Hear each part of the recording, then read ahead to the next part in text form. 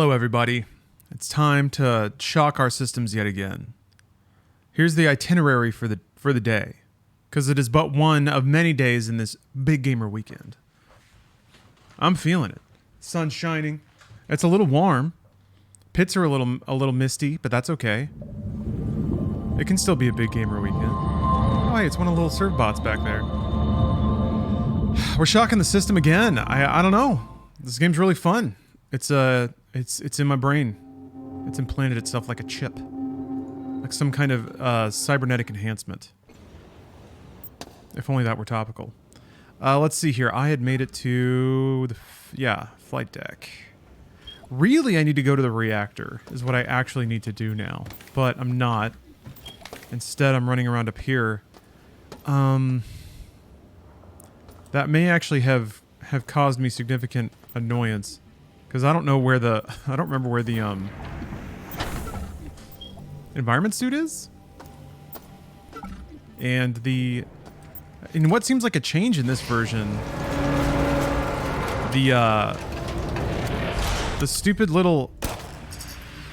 What the hell? Oh! My god! Oh my gosh, the explosive bots are even worse. They're so fast. That was a little explodey bot. Damn, that sucks. Okay, we got those now. Anyway, the invisible jellyfish, bane of my existence, the stupid fucking stealth solid snake stingrays, Steve Irwin's nightmare. They're in this game, but they're like floating bags that spray poison at you. So I think the idea is if you have the level 1 suit, it'll make those not nearly as annoying. So I'm thinking maybe they intended for you to go to the reactor level pretty quickly. Maybe I should just go to the reactor level now. Save the flight bay for later. I don't need to be here. There's really nothing here except the CPU room and the escape pods. Right? Oh! Bitch-ass assassin. Have you been to storage yet? Yes. And I'm pretty sure the environment suit was in storage, right? It's in the, like... I'm gonna go back to storage. It's like, it's the code you have to figure out, right? They tell you the first and third digit? 8 something 9? Hap! I cut an outline of his head.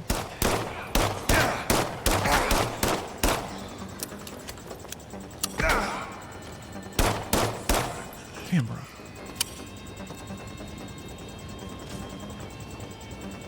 Look at how quiet this game is. Yep. Alright.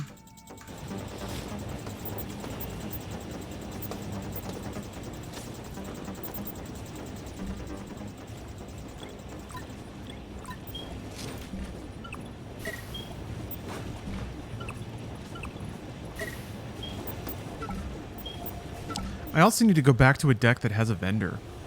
Because I'm sitting on a lot of money that could be useful items. And they are not useful items. Oh shit. Yeah, the chirp is back. Somebody forgot to replace the batteries in System Shock. Fucking Christ, that's awesome. Actually, hold on. I'll turn on my shield.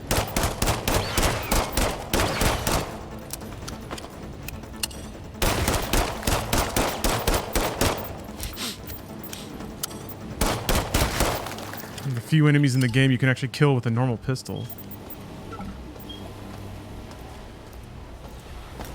Chirp. Beep. Yep, it's just like being in a Call of Duty lobby. Abusive households and smoke detectors that are pleading for their life.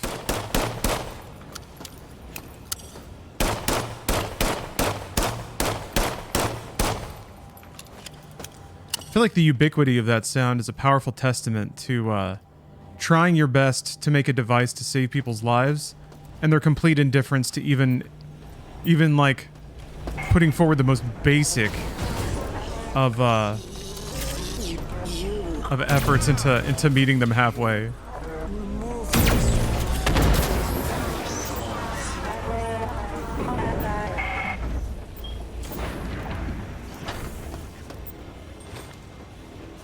always love those med kits.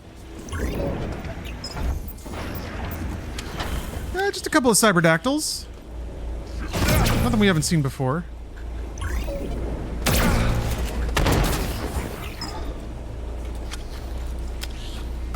Gosh.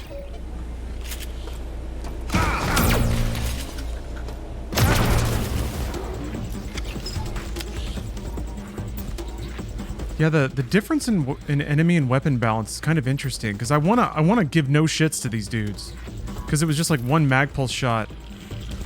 Oh, it's stinky down there. Damn, dude. I'm not gonna fuck with that. Actually, I already fucked with that. Do I have a I do have a detox. Oh, the environmental hazards are way more serious in this game too. Maybe it's because I'm remembering from System Shock 1 when I already had environment suit. I feel like Magpulse got nerfed. You definitely, yeah, it's less OP and you get way less ammo. I was swimming in Magpulse ammo in Shock 1. And like right, it's not System Shock 2. I don't give two shits about the cameras in this game. I heard that. Yeah. Magpulse grew to be a staple because it just dealt with nearly like half the enemy roster was cybernetic or mechanical, and Magpulse did decent damage. But it seems like they clamped down on the ammo way harder.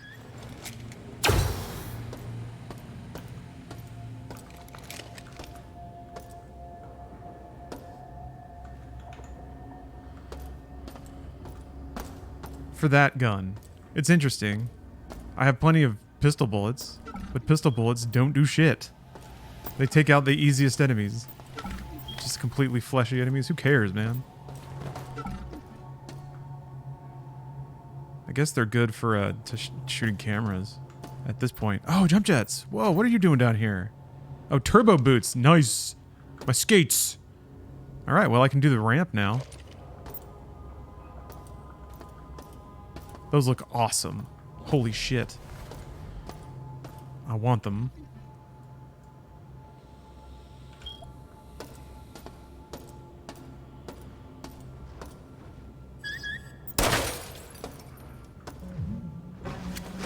Yeah!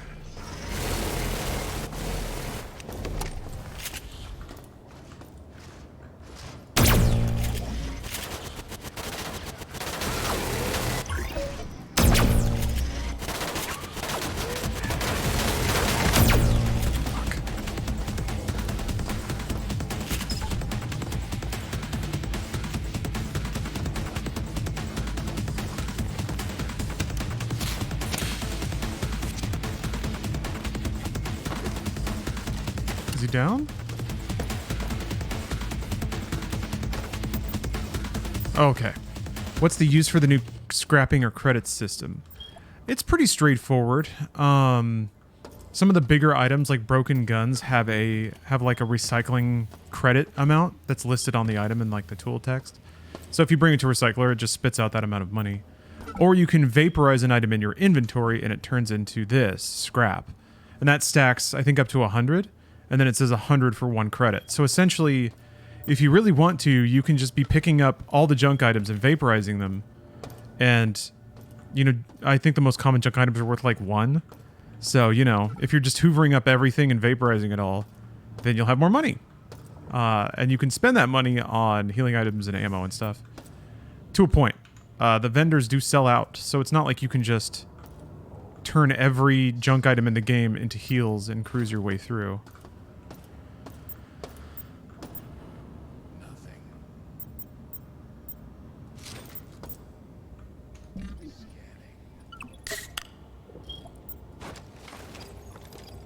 You get half the credit amount when scrapping. Unless it's a credit valueless item. Okay. Internal Affairs report for subject Edward Diego. Posing as his personal secretary hasn't given me any evidence on him. He plays close to the chest. We know the chemicals he's been ordering for the station are useful for mutagen experiments. Diving into C-Space, I found a lot of personal locks on the files I want. Judging by how much work he's doing to keep them secure, I bet they're not just journal entries. We're gonna nail this bastard to the wall. I was always trying to find the best way to stack stuff so I get max return on my recycler charges. Oh, and Prey? Prey's internal economy was so cool. I feel like I should... Okay, I have the boots. I should also... yeah, I should go back to storage for a number of reasons, I think. I don't remember the executive area being too rough in terms of difficulty or enemies. Oh yeah, and then there's the elevator. Up to the 6th. Eesh. Deet.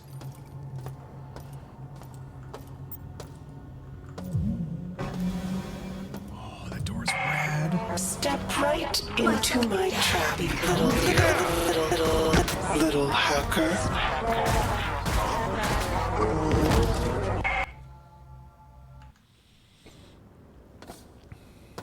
All right, well, guess who was wrong?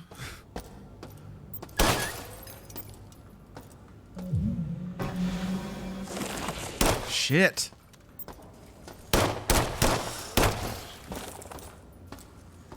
But yeah, these dudes spray like AoEs.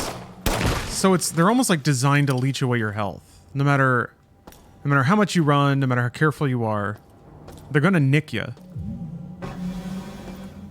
Especially on floor 3 where it's all tight hallways and shit. Very inconspicuous. Not at all hidden button.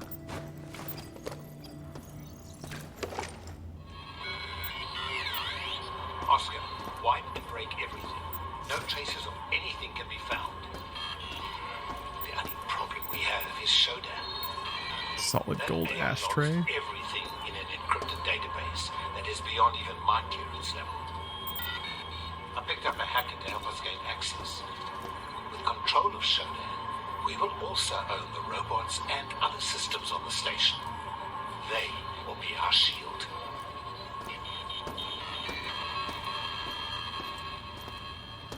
He's not as smarmy and wormy as he was in System Shock 1.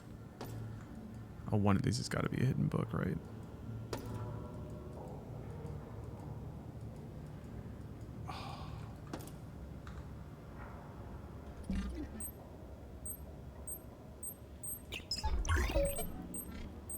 Oh, I don't have, I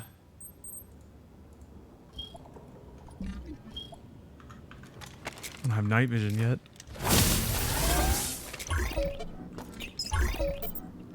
Hmm.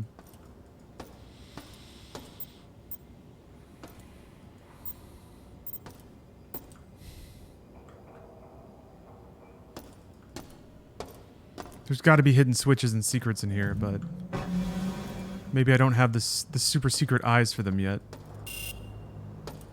Cyberspace lock. Cool. Whoa. Do those kick in automatically? They must. Okay, yeah.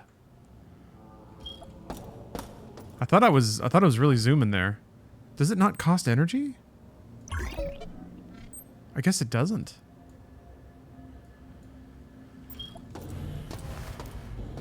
Like that you can hear them like zoom. The closest we've gotten to a video game representation of Jupiter ascending. Something we've all been waiting for. We have all been waiting for it.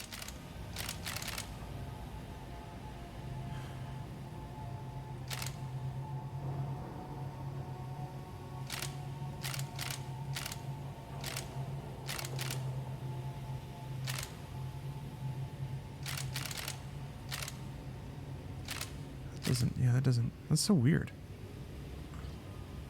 There is a button to holster, but it's not bound. But I really want to do that for these puzzles. These puzzles are fun, by the way. I'm enjoying them. Humble backspace. Okay, I must have... I was too hasty. I did not hit apply first. There we are. There we go. All right. Now we're on our way.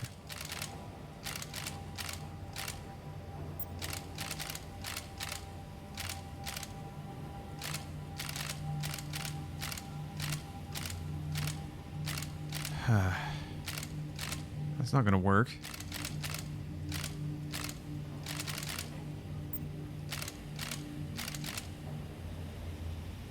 Oh shit! Booyah! So what? Did that just open the door? Hit. Power's been removed. Oh. What?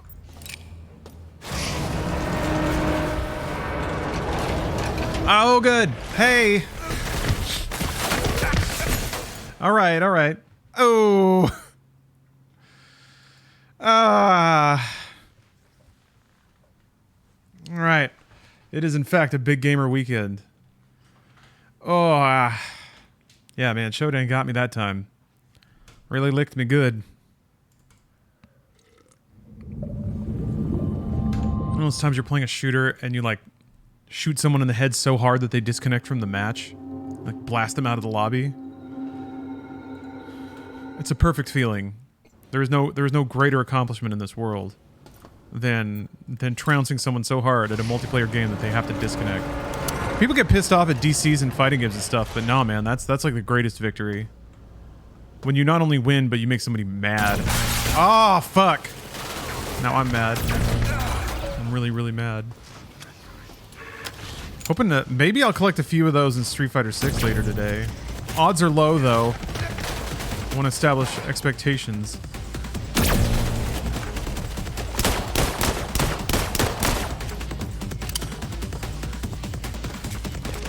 In all likelihood, I'll be the one that gets harvested for salt.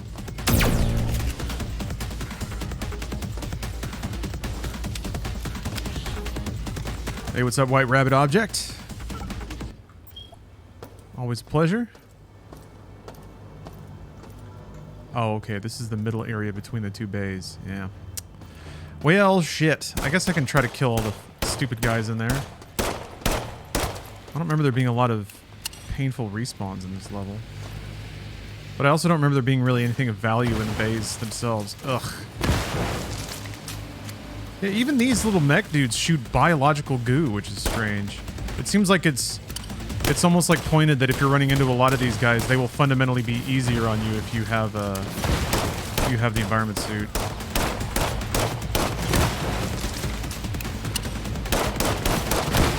Shit.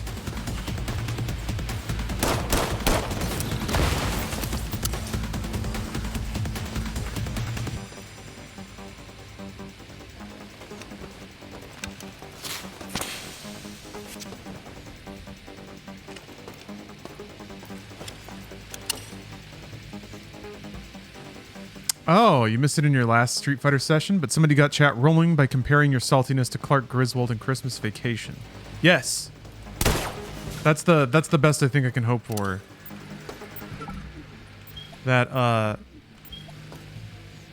ineffective, impotent dad screaming in the lawn. Throwing a can of light beer, but like in a way where it spills all over him and then that just makes him angrier. And then he has to go and pick it up. And you see the petulant shame in his face. Yeah, good stuff. No, don't worry. This time it's going to be different. All right? There's not going to be any yelling. It's not going to be any yelping. Oh, Ultimate Zane has redeemed the ultimate redemption, VIP or ban. The highest stakes on Twitch. Oh, speaking of, I got a brilliant idea for a new channel point redemption that I'll share after we roll VIP or ban, because I am a master. I'm a master of show business, and I know that dramatic tension is what keeps people interested. You gotta set the hook, and that's what I've just done. Highest stakes in the business. All right, VIP or ban. Let's see what happens.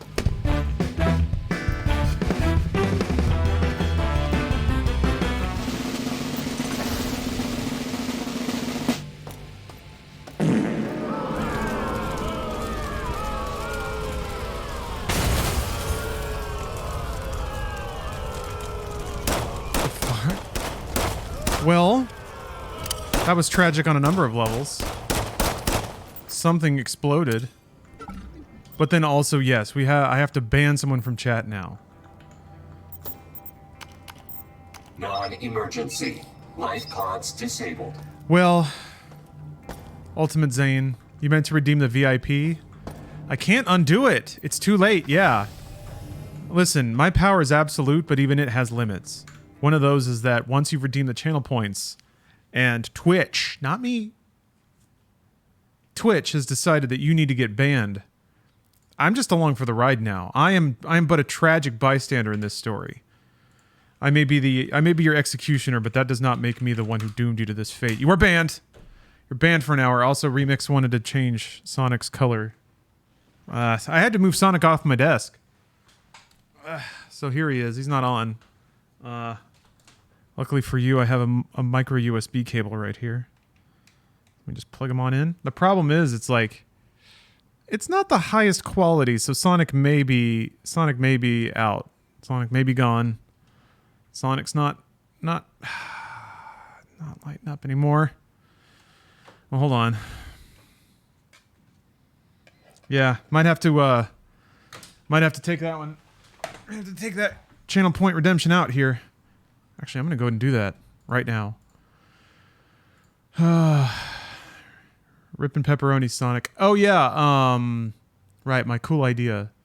So, I had noticed that my random trading card bag of random 90s trading cards was starting to get a little thin.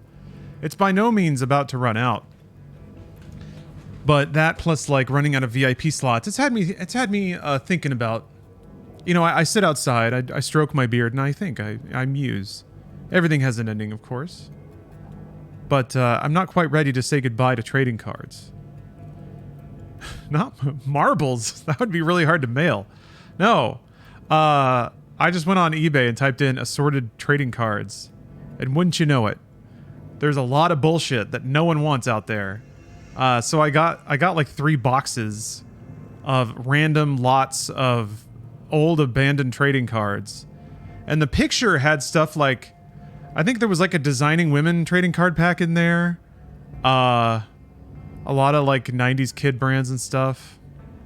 It was a whole thing, man. Right up until it completely went away. So now here's where my brilliance comes into it.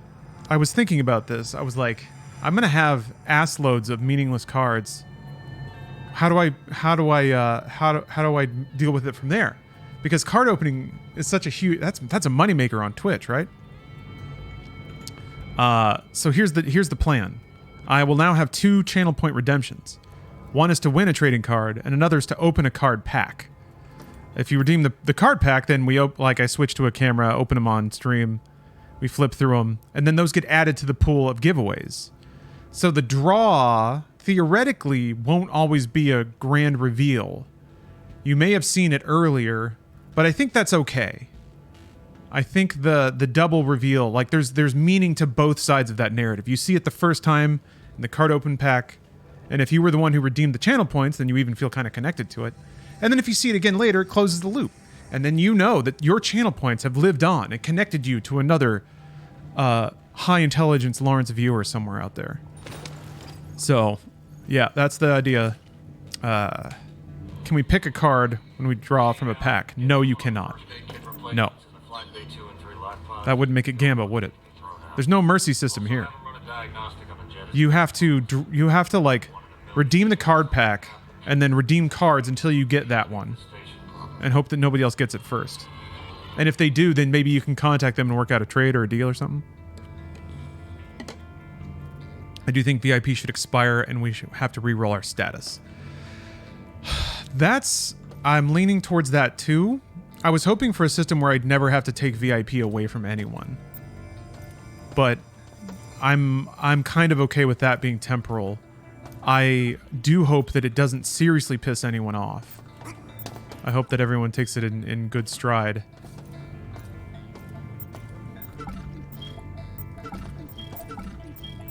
Like it's never going to be about just that, right? But I could see somebody being in a bad place, like just lost their job, and then incidentally here I come along and like take away the little thing that made them feel special. That would be really bad. So I'm more worried about incidental timing where it's just like I'm the 1000th cut. You know? I can't control that.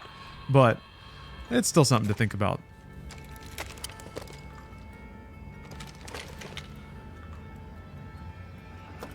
So hard as a European? Oh yeah, I guess you're right. My time zone is going to unfairly benefit certain folks.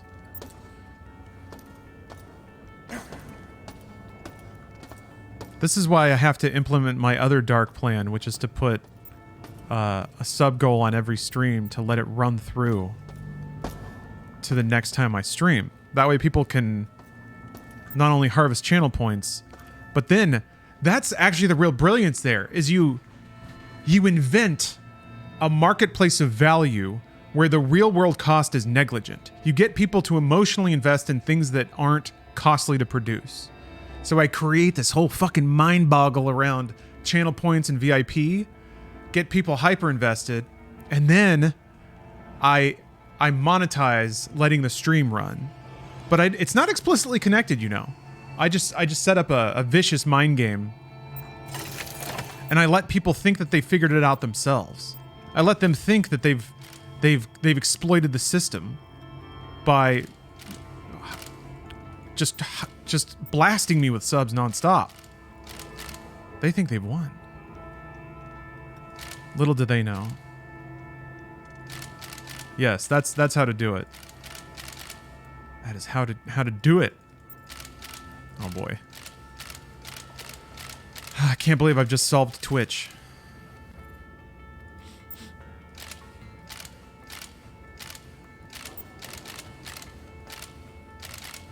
It wasn't that hard either. Like I just decided to figure it out and then I did. So, whatever. Kind of like that.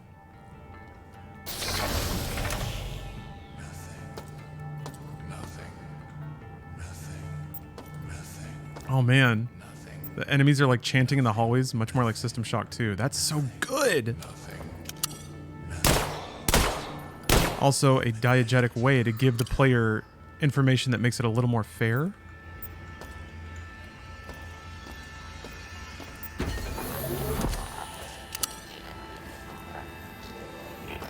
Oh. Okay, there's a dispenser. I'm sorry, bro, but you're too creepy to just, like, let walk around like this. Look at how creepy he is, though. I wonder if you, like, if you flip the switch and leave, I wonder if he just, like, walks over and turns it back on. Restoration procedures online. He's trying to cyberize everybody. He's not our friend, alright? I wonder if I can put the demodulator in here. That'd be nice. Planning to continue Jedi Survivor. Oh, yeah. Absolutely. At some point. Oh, the demodulator's not in my... Oh, I already put it in there. Alright, never mind. I guess I really don't need a wrench. I don't need to be carrying around a wrench. Alright.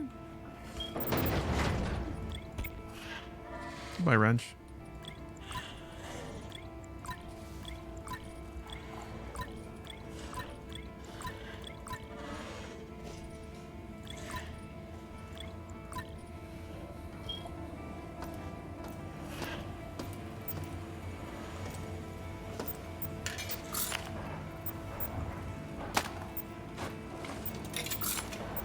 God damn it.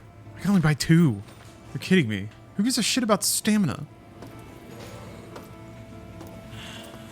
I guess stamina is in the game. I guess. Never been an issue. Did they explain why you can't resurrect the uncyberized dead bodies even after you restore the medbay functionality? I guess they're just too fully dead. They're too disappointed that they didn't get to enjoy being cyberized. We're almost here. We're in Shodan found us and it's pressing hard to get in here. There's a trap set for you. Bring as much ammo as you can. Bring as much ammo as you can. Sure thing.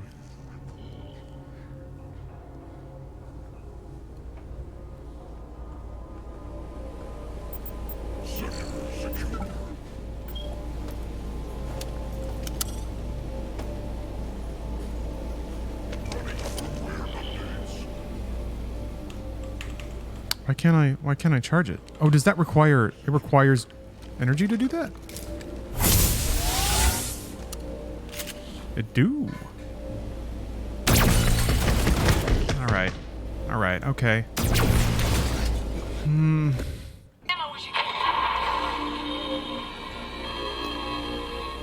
Right-handed shooter.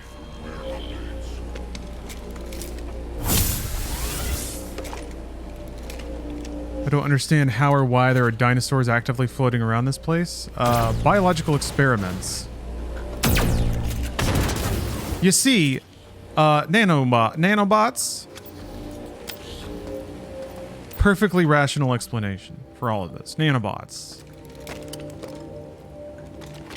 Shodan.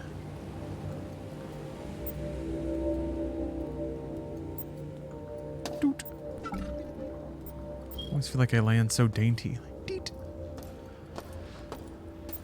Everything a hacker does is dainty. A hacker is like... It's like a cyberpunk rogue, basically. Wearing cool hoodies and like flipping coins in their hands, except they're cyber coins, whatever those are. Hollow coins. Flipping USB sticks.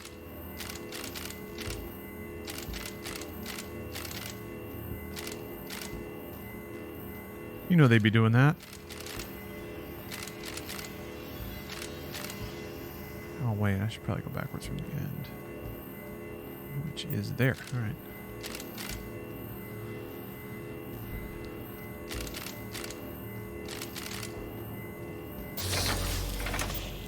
Got him! You just have to do like 3 of these in a row? Oh, that's fun. Wait a minute. Huh. Neat. It's like... It's already incorrectly solved.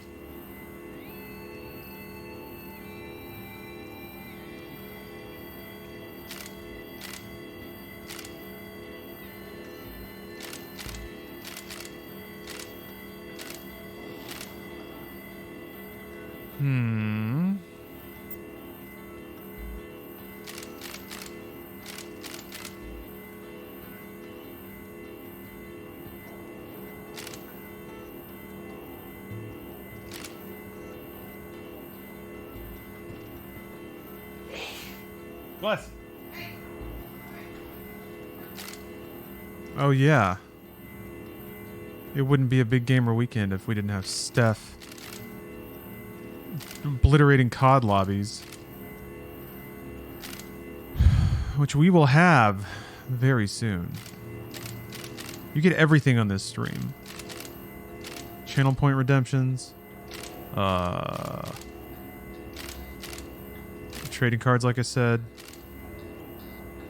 The potential to throw me a bunch of arbitrary money to win channel points, to win inexpensive physical goods, mailed to you, custom, whenever I decide to go to the post office, which I really need to do soon. Speaking of, again, no one let me forget.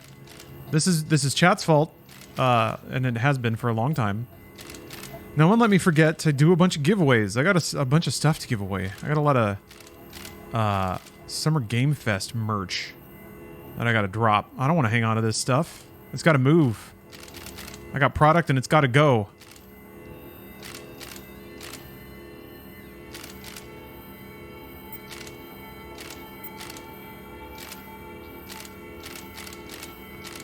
So yeah, don't let me forget. In between, definitely not getting salty at Street Fighter. There we go. What, me in a cooking apron? You need to watch my my YouTube ads for Factor, clearly, or HelloFresh, one of those two. I'm afraid it's too late to save your friends. Okay, all right, we're gonna do this now. Ha ha! Just give me a little zap. Okay, all right.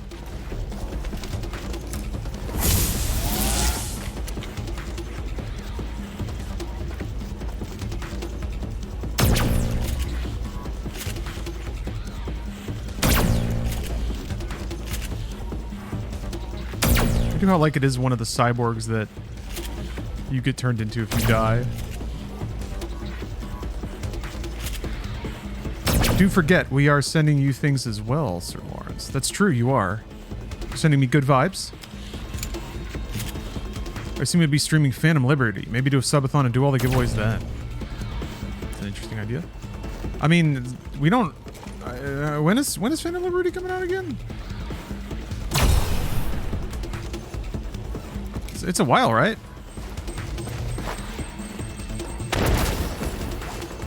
September, next month? I guess. Or I could just do it now. I mean, if you don't want stuff, that's fine. You don't have to... You don't have to take my free video game stuff. That's okay.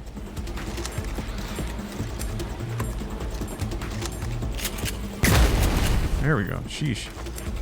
Shoosh. There we go. There we go. We did get lucky. It did get stuck. Whatever. Welcome to Immersive Sims. It's like playing a Soulsborne. You take it. You take it where you can get it. All her plans failed.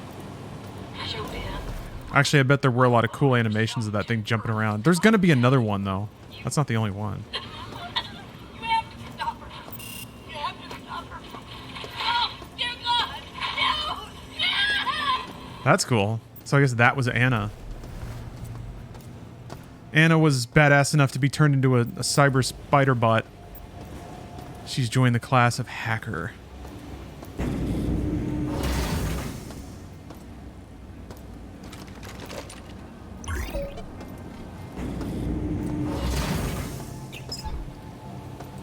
Ooh, it's an upgrade station. Doing the permanent gun upgrades is a really cool addition and an awesome reward for finding your way to certain parts of the station. Oh, assault rifle. The assault rifle is pretty clutch.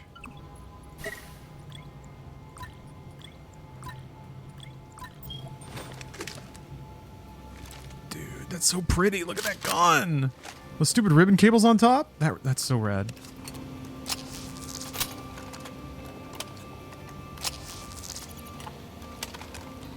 Is this COD? It is now. Or rather, it will be very soon, actually. Steph's going to start playing COD, so we're going to have a little COD cam action. EM38? What the heck is the EM38?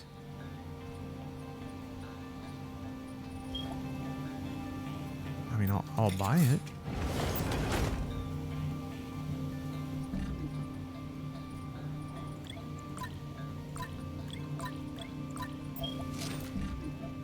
Oh, grenade launcher.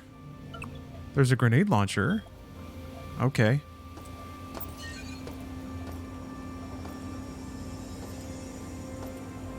What did that button do?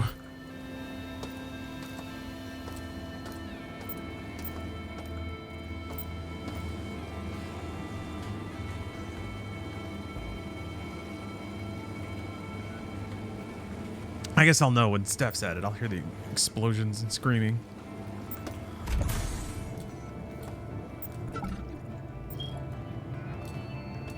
Man, I do love the misty wailing guitars in this game's soundtrack. They seem to kick in moments of solitude. It's almost like save room music, which I think is really fitting. Also, yeah, it just has some kind of Prey energy. I'm okay with people using Prey as a template of how System Shock, Immersive Sim, or space horror games should sound.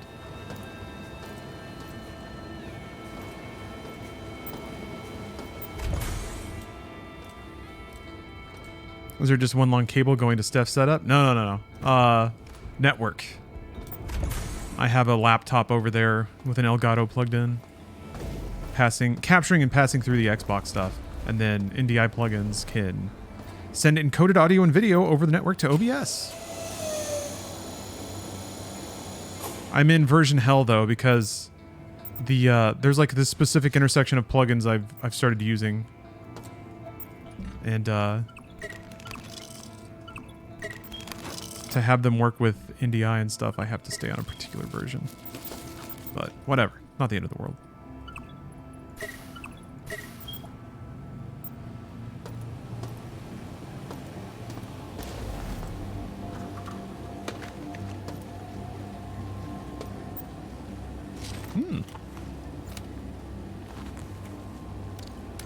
Holding left alt will scramble the priority but uses energy. That's cool.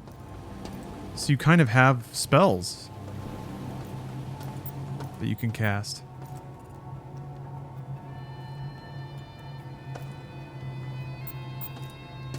Is that under?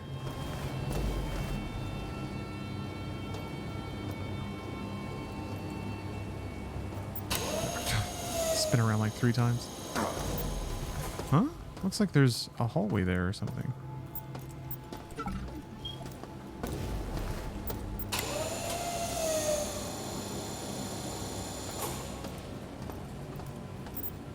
Maybe it's above. So let's see. Yeah, magnesium rounds.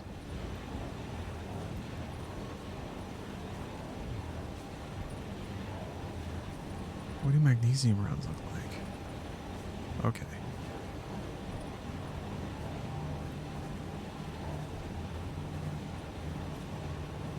I don't really have that much ammo for the assault rifle. It would be nice if they would just straight up tell you how much ammo you have for given weapon types. I guess you can just look in your inventory and use your eyeballs, but a lot of the ammo icons look pretty similar.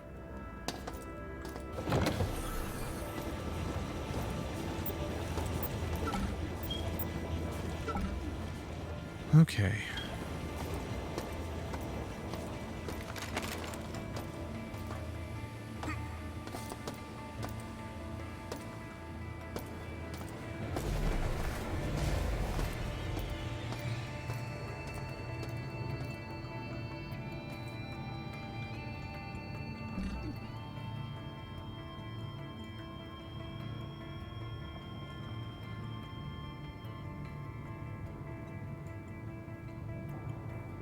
We need to go around there?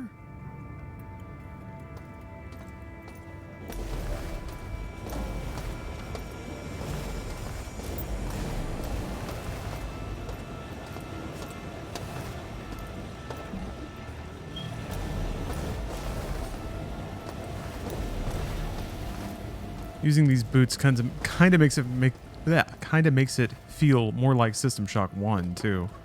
Sliding all over the place, bouncing off of walls. Ah, yeah, that's right. I don't think I have the switch to check. I do. I do.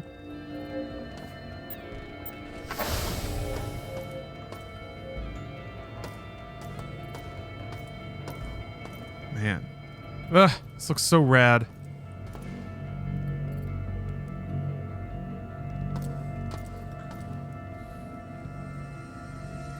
We played Cyber Mage Darklight Awakening.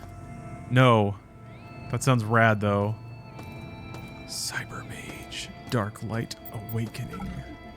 Want my Darklight to awaken? It's a Doom clone, has vehicles, unique power-ups, and some light RPG elements. Sending has been received. Everything sent to Earth, to friends, family, all of it has been blocked by Shodan. And the messages that did make it out, they were altered. Nothing to report, they said. Oh, God. No one has come and helped us. Yeah. Yeah. I mean, I'm here. A little late, though. I was sleeping. Taking my hack nap.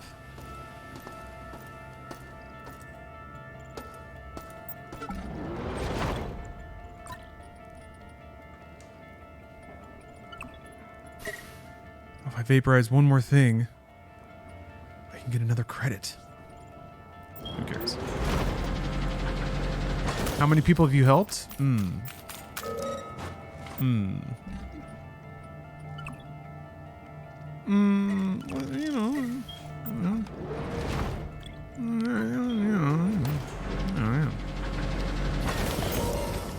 Yeah, exactly. Sizzler. Thank you, Chaim. You always know when it's time to hit the Sizzler button.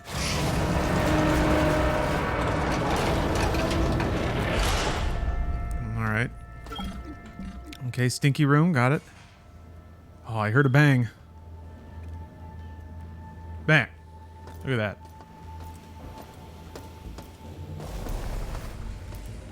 It's simply all the gaming you need. In addition to whatever gaming you're doing, of course. Little snack harvest station here.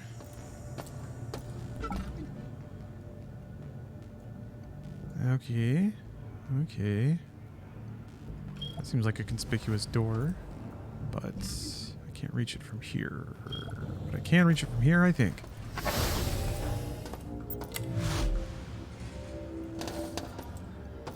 What has been your favorite game to stream on Twitch over the years? Whew. That's a good question. Oh, this is one where you have to like flip the switches to make the bridge hole. I had a lot of fun with Doom Eternal. God damn it. Oh, I was almost gonna sneeze. And then I didn't.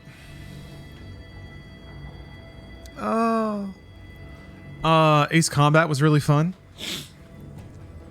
Witcher 3. Crime Boss. Like the games where it's clear that Chad is having a great time have kind of become the fixtures in my memory, I think.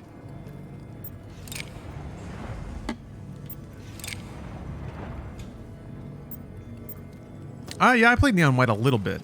It definitely deserves more of my time.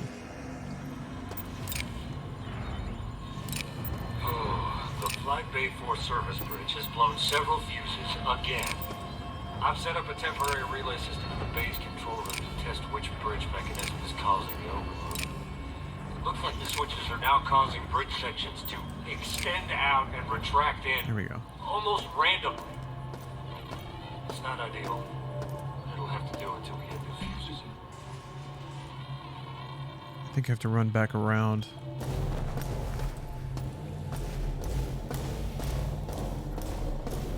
Man, having the cyber boots. I love how slidey you are. That's so cool. Having the cyber boots really helps you get around. I guess it really does just continually reinforce my confusion at there being stamina? Crime Boss was an addiction you have to rehab for? A little bit. A little bit. I feel like I'm rehabbed at this point, right? Which means it's time to go back and do my full Travis Baker run as foretold. Ooh, Turbo 2. Jump assist while holding spacebar at the expense of energy. All right.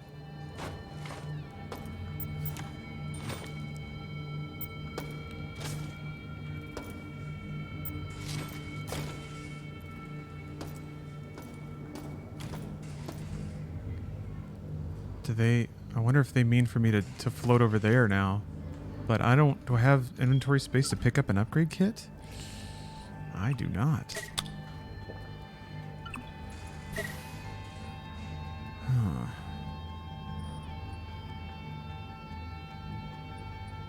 I guess I could drop like plasma rifle ammo and some ammo for stuff I'm not using.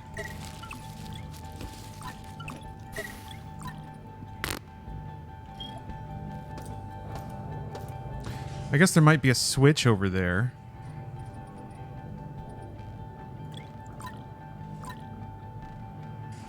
Here, I'll quick save.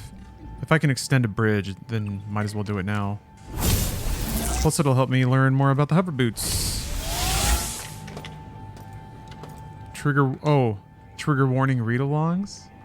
Yeah, the Doom novels are really fun. Oh, picked up the original System Shock 1 and 2. Right on, Lil Tim. I think System Shock 2 is gonna like... Whoa, that uses no energy at all! Are you kidding me? Oh my gosh. KF-18. Oh, that's a Scorpion. Another gun I don't have. Like, that would be rad if it was a gun I had, then I could just buy it and use it.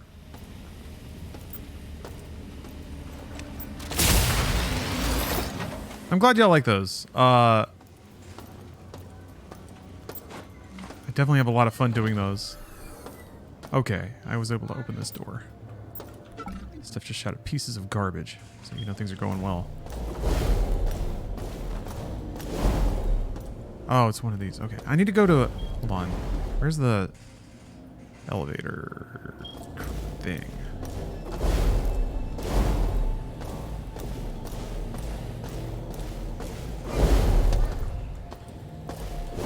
Yeah, a lot of the subathons were really fun. I like the roulette subathons a lot. I just like rapid fire. The FMV subathon was really fun. A lot of weird games. Let's see. I guess I can get through there. Even though it looks like it's a little stinky. Alright. Is this the... This is not the right way. Should do another FMV subathon? Yeah, the format was pretty good, I guess. I think the problem with FMV games, though, is since they're kind of paced like films, I feel like you very rarely get to the best, or even the most interesting parts in the span of a subathon, or just playing for like 20 minutes at a time.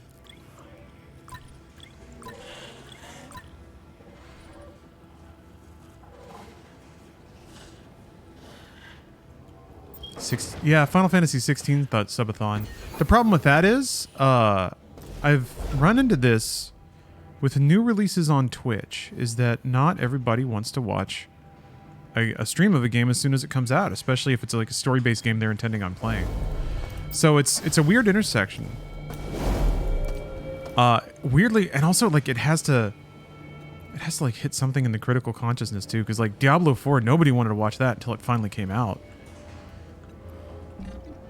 So, interesting to see trends and stuff. The thing is, sometimes I get a little bit... I think what I might end up doing in the future with high-profile releases like that... Oh, man, it's all... Oh! I need to get out of here. It's way too... Oh, fuck. Oh, we're system shocking now. I got stuck on a little rail. God, go up the stairs! Go up the stairs! The physics make it so I couldn't get up the stairs because I was too hovery. All right.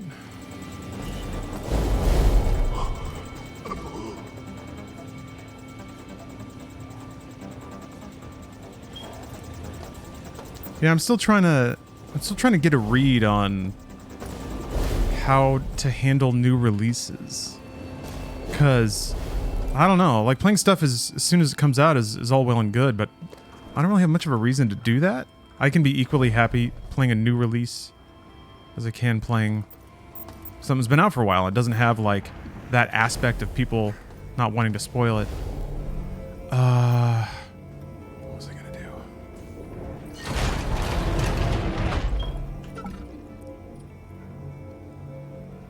I can go buy the upgrade and then apply it to the Scorpion, but then leave the Scorpion in storage. Yeah, I'll go do that.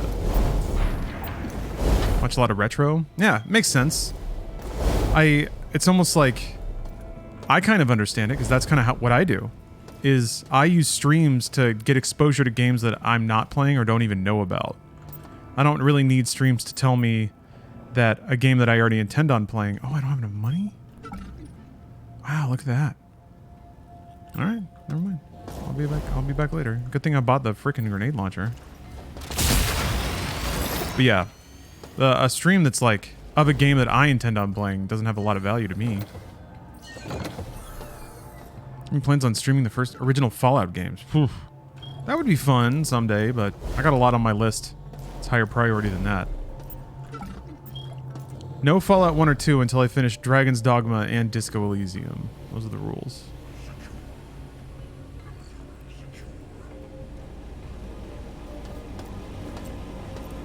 Yeah, I think honestly... I think honestly the way it'll work is... Stream is like my backlog, which kind of slips more comfortably into that category of game that you watch because you don't intend on playing it or haven't had time or whatever. What am I doing, bro? And then like the hot release stuff, it might actually work out pretty well because I was thinking about this.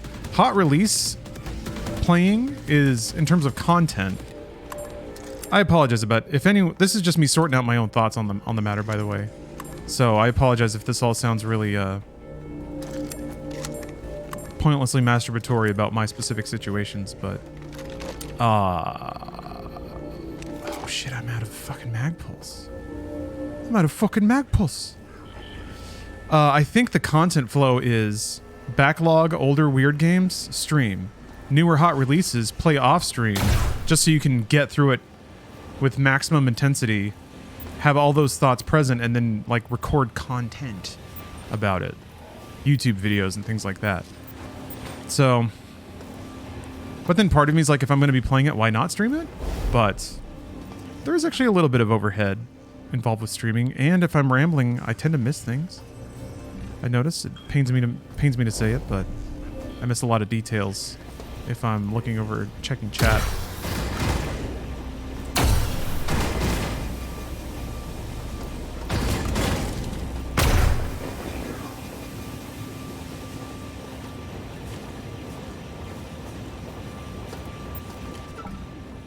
Another mod kit station? What? Wait, I already have that. Damage mod kit. Are there multiple mods for individual guns? Oh, I need that though. I need it. That's what I need. I need that more than the grenade thing that I bought. Because I'm a nerd turd. I really enjoy watching you play big releases. Feels more like an event. Ah, I like that. I think the ultimate... I've gone back and forth on this with myself a couple times, but I think the ultimate is just like, if I want to do it, then I can do it. I don't have to second guess it too much. I have the grace of not having to second guess it too much. Due to the exceptional generosity and outpouring from folks in the community. I had a big release earlier. Yeah, you did. Whoa. Whoa. Oh yeah, was this like the squad that showed up and just got wiped out as soon as they stepped off the ship? What the fuck? There's a ninja somewhere.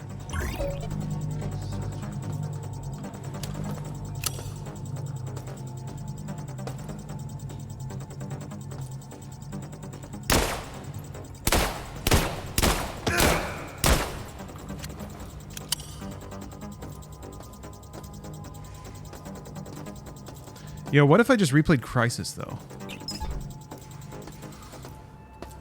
People don't put enough respect on Crysis 1. I think it's because Crysis 2 and 3 were... Well, 3 was alright. 3 was getting back to the sauce. 2 sucked. Why would any game try to be Halo? Woof. Can your PC run it? One of these days. I remember out of everything, I think it was RAM. Like, that game ran like ass for me for so long, and I think it was stuck on 8. I was like, there's no games use this much RAM. I made the mistake, I think, of looking at Task Manager and seeing, like, if RAM wasn't maxed out, then surely that must not be the bottleneck. But once I doubled my RAM, suddenly it ran, like, perfect. And I had, like, sparkle eyes the whole time playing Crysis 1, since it didn't run at 30 FPS anymore. Man, when the whole game, like... When the freeze blast goes off and the entire outdoor area changes into like a freezy wonderland.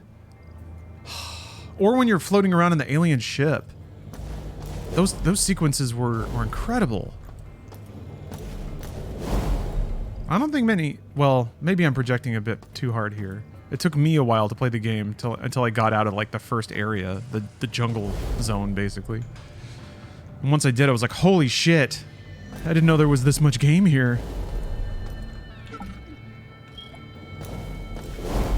Yeah, Cyberpunk Benchmark is the new one. Maybe Alan Wake? Since CD Projekt's moving to Unreal, who cares? Their benchmark is going to be the same as everyone else's.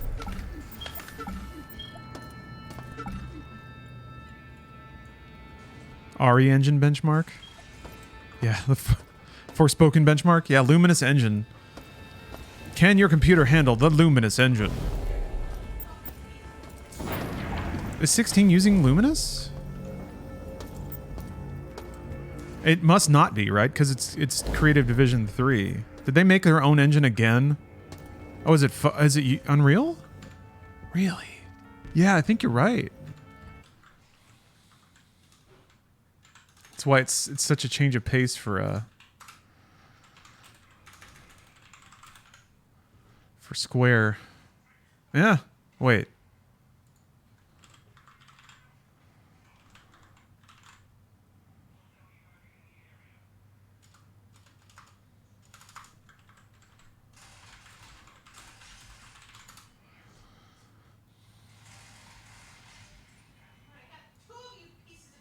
Uses neither Unreal nor Luminous, an all-new engine. Yeah, never mind. It's not...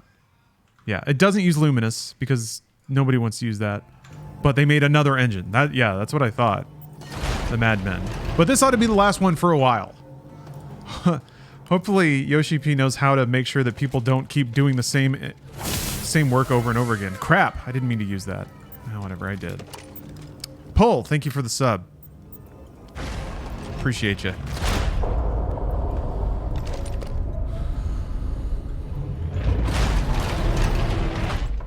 All right. I can hit that 6 stunt ramp. I don't know if that's where the protective suit is, but you can always try.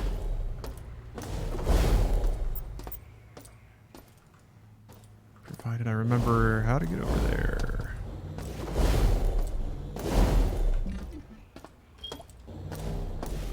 It feels generally more in this game like you can just sort of walk in the direction of where you want to go and figure out a way to get there. Oh, boy, I fucked that up bad. Oh man, that was embarrassing. Tripped over my shoelace, rolled down the ramp, busted a tooth on the front of it, flopped on the ground, pants fell down, shit myself. God fucking... What's going on?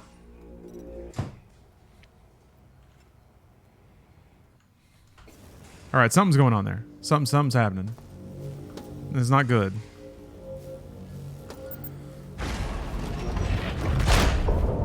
If anything, they'd be smart not to mention any engine stuff before 16 releases. They haven't been.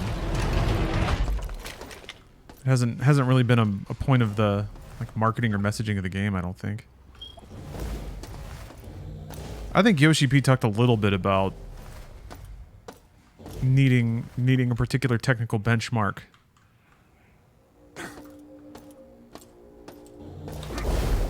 What is happening? Is it slurping me down? I just like keep getting blurped. How about this? How about I'll just freaking hover over? Is this what you want? Game designers?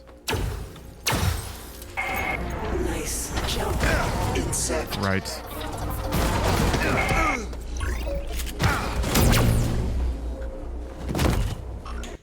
I should have seen that one coming. Sputnik Rog. Thanks for the sub.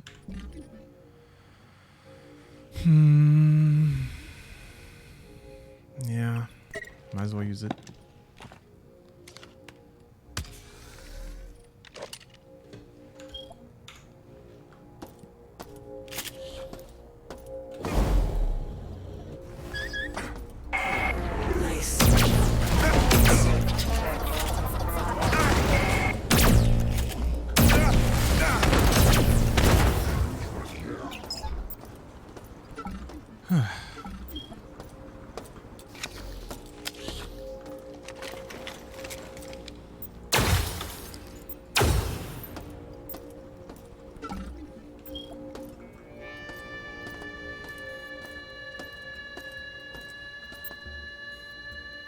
No.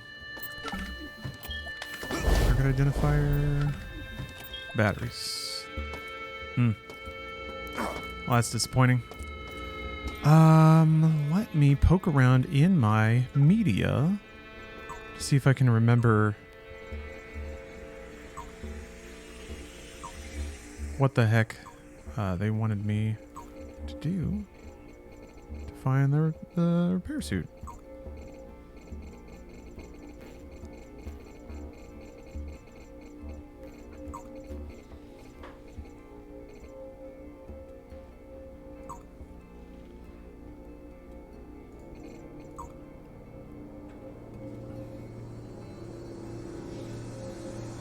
Antenna relays, personal log.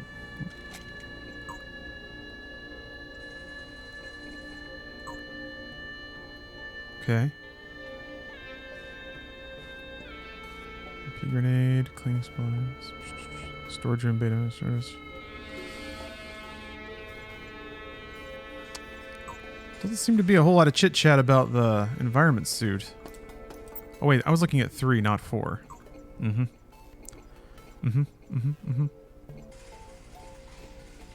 Mystery crate? Viropacks. Don't remember the code to storage room. Ended in 8. Need that pack right now. Okay. So there's a storage room, 9 space 8. It's somewhere on this level.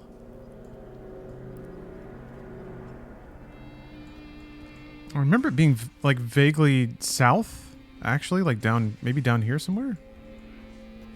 It was like at the end of a long hallway, and I thought it was for a door, and I thought it would be for a pack. Ah, holy moly, P9S 11 Strike Prog is hard. Yes, very intricate, complicated mechanic. Will take a while for everybody to get it. It took a while for me to get it. It's one of those mechanics where you have to be so at ease with the pace of it that you do everything exactly when you're supposed to. Because if you get behind like 1 or 2 thoughts and you're sprinting to try to catch up, you'll get clipped by something and get everyone else killed. And there's so much going on all at the same time too that it can be difficult to even figure out what went wrong.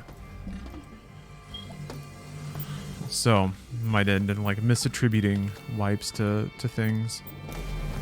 My brain is slowed for sure. Yeah, you probably know all the tips, so one thing that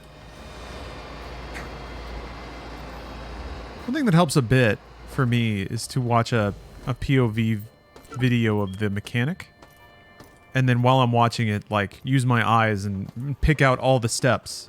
Sometimes it can be handy to have like a POV video and the guide video side by side, so you like move forward 1 step at a time. You love POV videos? Me too! So immersive. But yeah, you're like, okay, that's what that looks like, that's what that looks like. To me, the POV video is really good at converting your intellectual understanding of a mechanic into the like feeling of it, the rhythm of it, the pace of it. To me, it's the mental stack. It's people talked about it a bit when I was playing Street Fighter, and it's a concept that I hadn't really, I guess, ritualized or given a name to, but clearly fighting game players have. But yeah, the order of things you have to think about and their relative importance, I guess.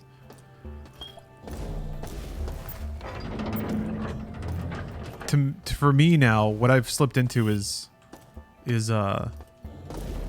creating a mental checklist of things, and it all revolves around the like order of decisions that I have to make and their importance. What makes that really interesting for me, at least, is I feel like as a healer, my operations, I could be wrong about this, but I feel like since it's reactive, my like mental stack can get interrupted a lot easier, because if somebody takes damage, then suddenly like there's a thing for me to do. Whereas, oh yeah, this room.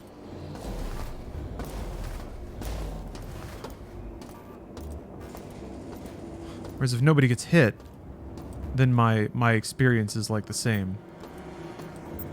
Mine gets messy when people trip, you know? But that's good. I like that. I guess to me, I feel like I have a mental capacity to track multiple things. So theoretically, it should be pretty good for that. Really, Teton, you think healing is the toughest role? I haven't played any other roles, so I don't know. I think the one thing that I've started to think more about is the... oh, fatigue level's high. Look at that. Is the complexities of targeting. It's something that... like, sometimes I forget that other players don't have to constantly be targeting different things. They just target the boss, and they're done. That's it. You lock target on the boss and you're good. Unless there's ads. But even then, you'd probably throw around a lot of AoEs. So the complexities of targeting and like using instance with the wrong thing targeted can be very bad.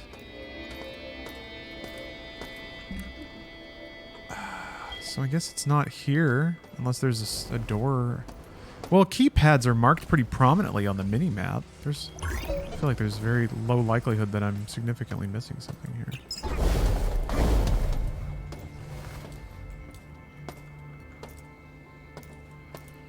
DPS has far more difficult rotations, but just for the reason you said, healers have to be able to break their attention to snap to others very quickly. I guess the challenge is with DPS is it's the constant betting against yourself, taking risks to eke out a little bit more damage. So it's like the mechanics are set up to constantly bait you into making mistakes. Some sickos want DPS level damage rotations for healers. So there was some of that stuff in White Mage I noticed them starting to add. Like, if you cast Cure, then it would proc a free Cure too, and stuff like that. So they almost wanted to like have these bonuses roll into free heals, which would be cool, except I'm never sitting there just chain casting Cure. And I'm never waiting on Cure 2 to be free to cast it. So it's like, it's cool and all, but... What is that? Oh. Ammo.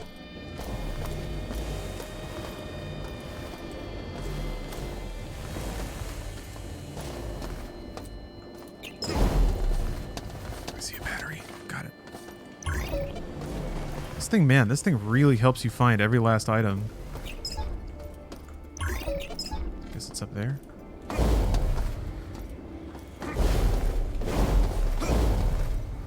Oh yeah, I couldn't figure out how to get up here. But now I can. A battery. It's a battery. Guess what? It's a battery. Okay. Well, the environment suit was absolutely not there. Maybe it's...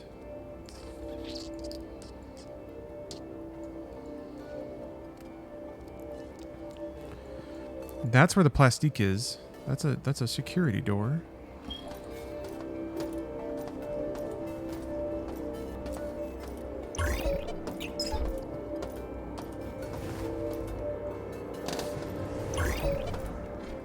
Yeah, I'm kind of happy with how the game plays and is balanced. Well, of course I am. I'm still playing it. Final Fantasy XIV, that is. Just fun to think about.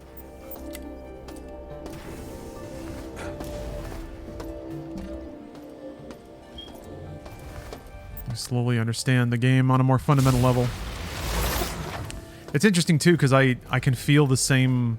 I can feel Diablo 4 progressing in the same way. Although the loot grind in Diablo 4 is very different than the loot layer in Final Fantasy XIV. DPS is very much about testing just how greedy you can get to pull off your somewhat intricate rotation at a high level. The average player doesn't actually have full grasp of their damage rotations. I like that. Like I can kind of see the skill cap of being ultra high level DPS, where you move exactly as much as you need to get exactly where you need to hit the skills you need. You're the one who can like pull off this combo by slipping through this particular attack phase and staying in range but still somehow missing all these AoEs and stuff. I can understand the artistry behind playing that way. For me, I feel like there's a little less artistry in healing, but it's the huge clutch moments where you can convert a wipe into a clear, where you can like res someone and benediction them right in time for a massive body check. But that almost requires a lot of understanding of how the game works, how damage works, when the damage hits, what casts you can get away with when.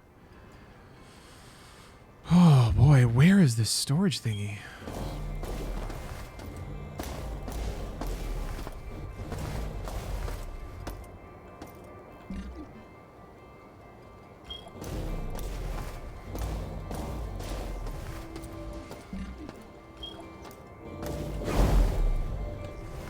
Well, there's this.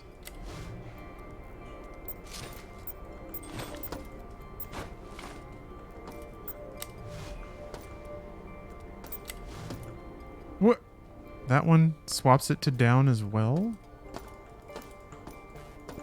What is this room? Why is this room such a pain in the ass? Why does it exist just to hurt me?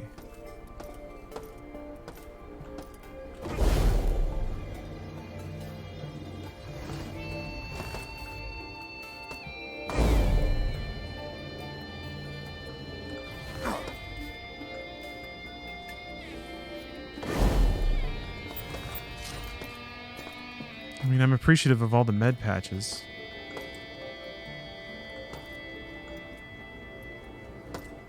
I guess if you had speed booster, you could probably like speed jump over there, get all the med patches. But then you'd have to change that to a down slurp so that you wouldn't just take fall damage. That's all I can figure.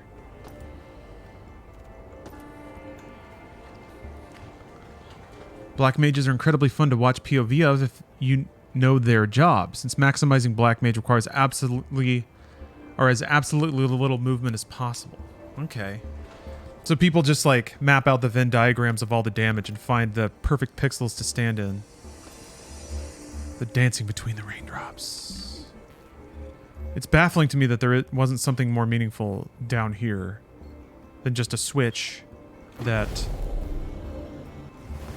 turned the thingy down.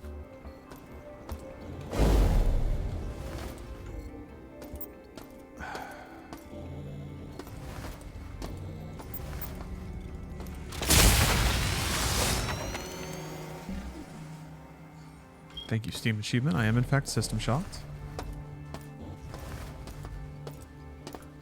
Oh, there's like a little vent all the way up there. Hmm.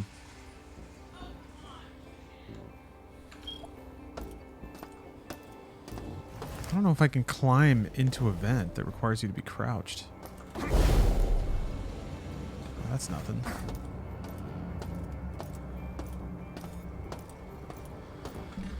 Hmm.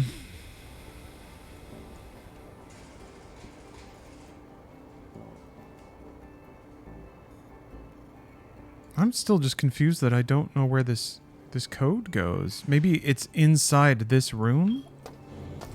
That's all I can figure.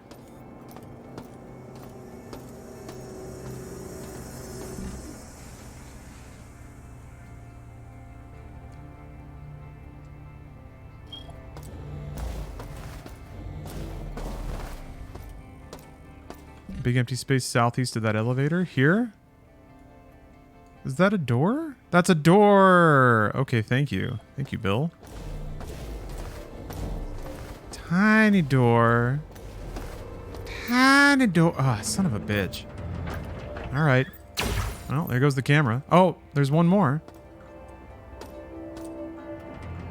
That's interesting that they don't show things through doors and walls. They don't reveal cameras and stuff until you're in the room. Because that would have been a dead giveaway. Look at this. Look at how cozy this room is. New King Gizzard album is fucking rad. I haven't listened to it yet. I'm excited though. I'm going to go see them play live at the Hollywood Bowl. That's going to be a hell of a show. People are going to be high. Cyborg conversion canceled. All right, I'm leaving this dude. Station restoration procedures online. I'm leaving him alive. Chat demands we be nice to the weirdo, so I want to save up for the spark upgrade.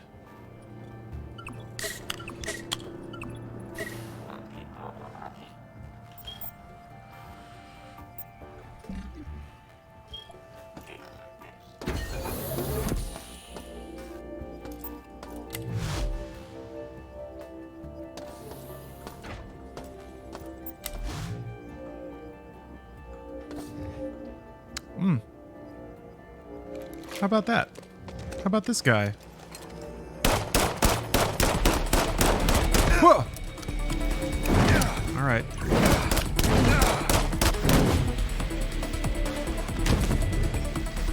I don't remember the last time I saved. Son of a bitch.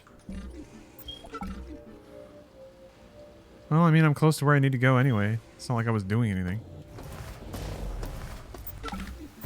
Well, guess what? 10 bullets won't kill one of those guys. Maybe some shotgun shells will. Hey!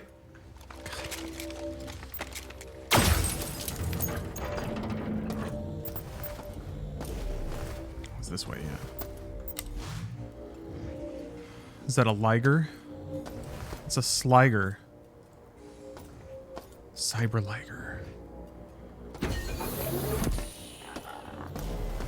Cyborg conversion canceled. Standard station restoration procedures online.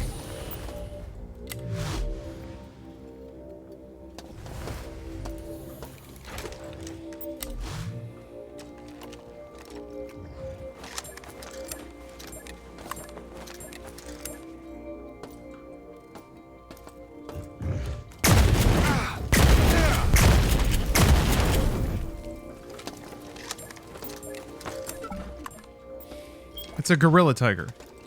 Clearly. Okay.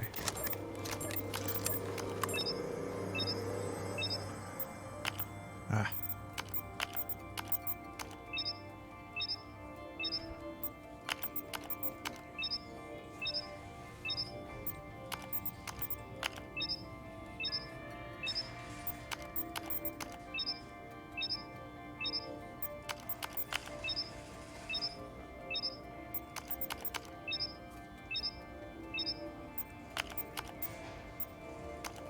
I think, okay, hold on. Ended in an 8.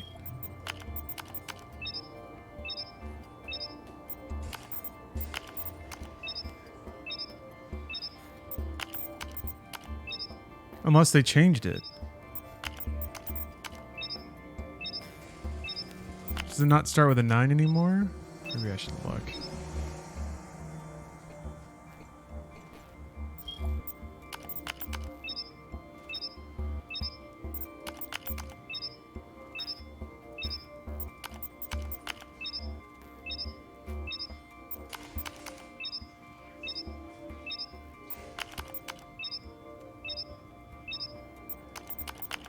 Uh-oh. We got a problem.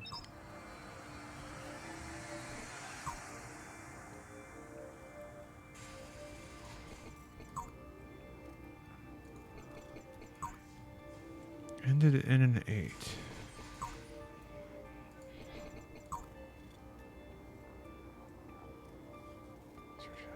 Eight. Oh, 8 something. Okay, so it starts with an 8.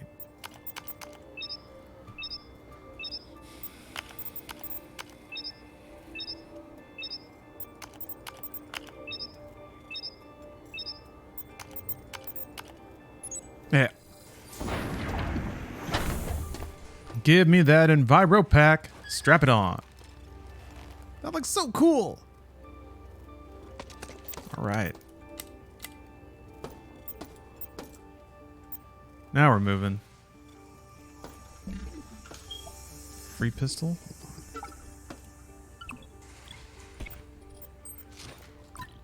Oh. Damn it.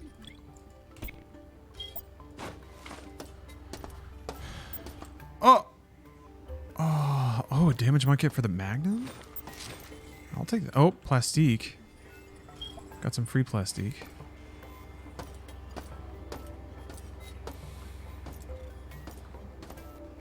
Okay, cool.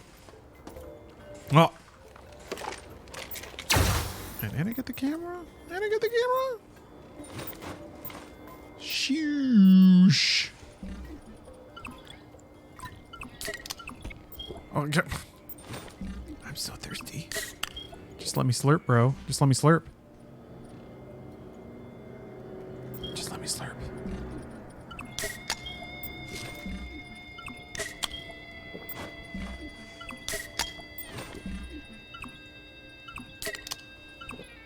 There we go. Fully slurped and hydrated.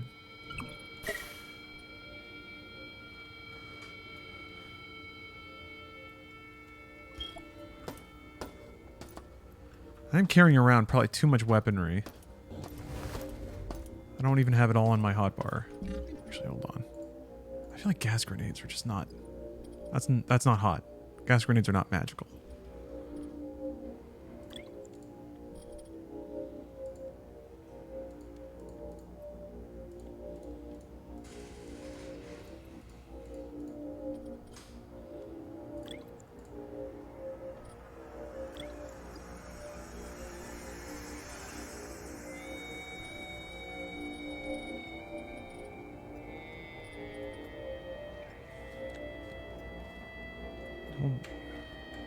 see here. Highly toxic diuranium oxide gas. Degenerates biological systems. Has minimal effect on synthetic parts. Dissolving plastic and rubber components of machinery. Okay. I guess that would probably be good on the little floaty bags. Don't really need this. I feel like I need to use things in my inventory more if they're just sitting there and taking up space. Photophobia. I want to see what that looks like. Cool. Oh. Neat. There's some cool visual effects in this game. Oh, it like makes enemies highlighted? That's rad.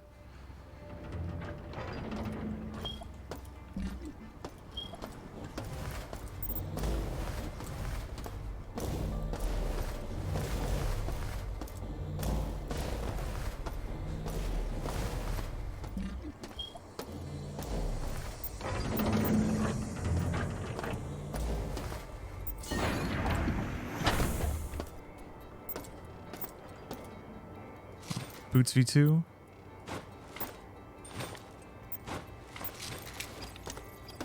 You already have Boots V2.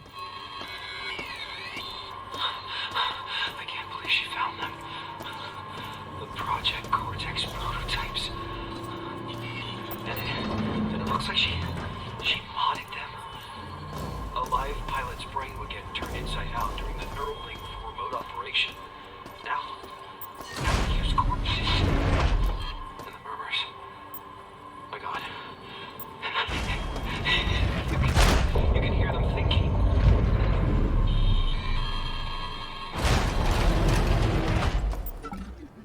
This game feels like a cooler modern Blake Stone. Yeah, I'd say that's valid. I mean, it's definitely rooted in that era of DOS game. And I'm kind of okay with 90s DOS just making a general comeback as an aesthetic.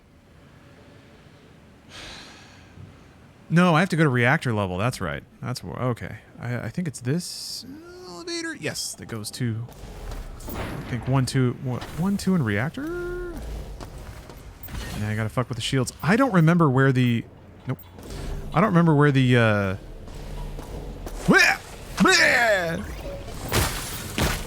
Okay, gas grenade. It's your time to shine.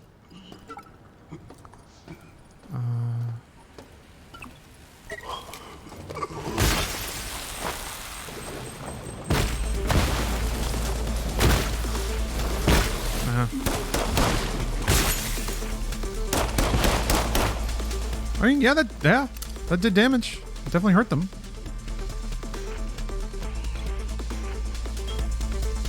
I'm also hurt, but, you know, so are they.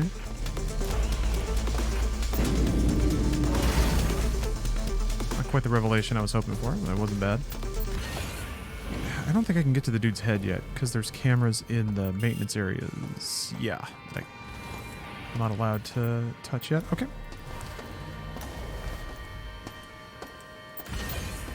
So, I guess I'll just have to figure out where, I don't remember where the laser control was. It was in some random spot, just like tucked away.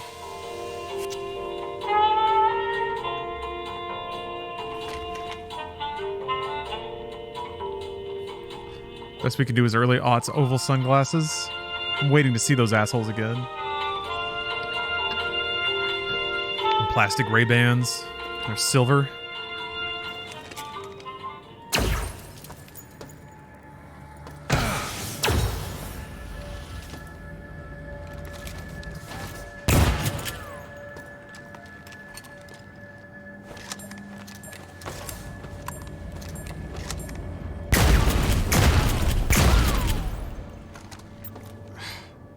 It's always Dragon's Breath, no matter what I put in here.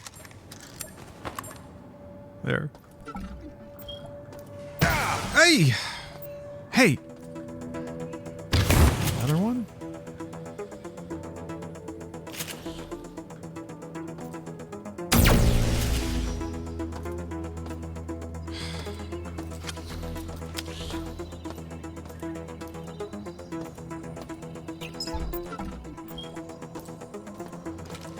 Oops. All Dragon's Breath. Oh no! God damn it. Keep reflexively hitting reload. I wonder if there's a way to specifically turn that off. The auto battery.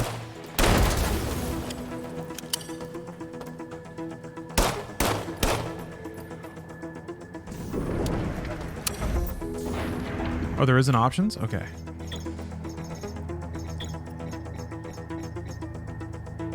There we go. Perfect. Thank you. I haven't run out of batteries, and I'm using a lot of energy, so it honestly might be for the best. With shields on a toggle like I'm doing. But it causes me distress, so off it goes.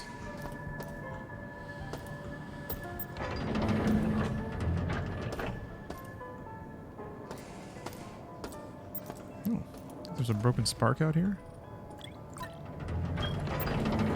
That's free that's free credits, baby. Where'd you drop your shit? Here.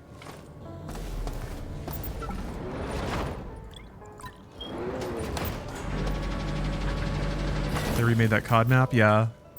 They keep adding... It's pretty cool. They just keep kind of cycling in nostalgic maps as seasons go on and stuff.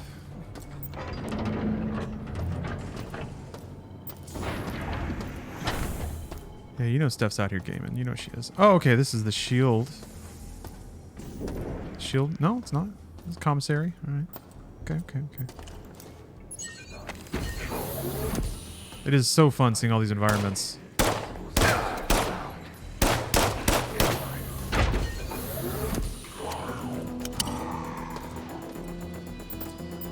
Oh yeah, that's right. There's a healing bay here. I never unlocked this healing bed though. I don't know how to do it. There must have been a hidden switch somewhere.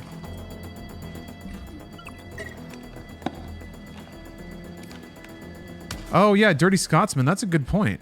It might keep a shell in the chamber. I think there might actually be an indicator for that. So if I swap, it'll theoretically have one of the previous shells in it. Well, maybe not. Puzzle on wall. Was that in the original version of System Shock, or is that in this version of System Shock?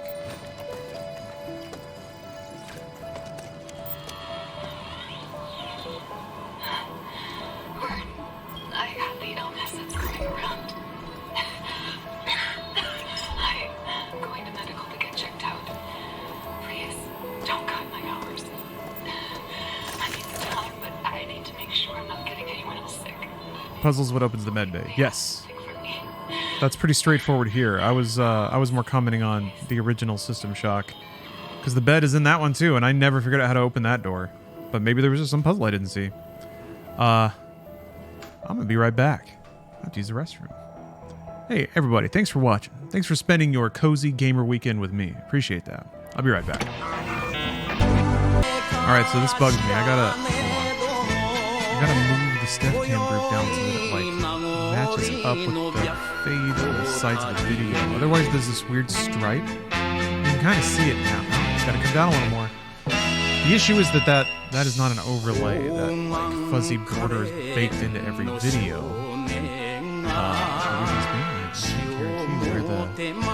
You can't guarantee the dimensions of any weird video on the internet. So that requires a human touch. Since the fuzzy borders are not the same size. But that's pretty close. Alright. Alright, folks.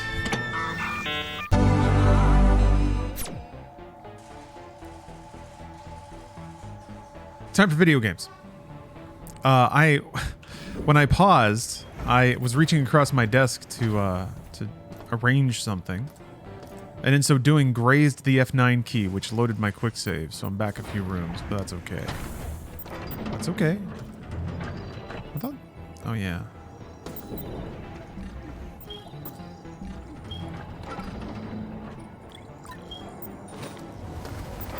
Just gotta reset my steps here. Oh! Butterfingers. I'm excited for, man, I'm excited for... What am I doing, man? What's going on? Recycle the gun.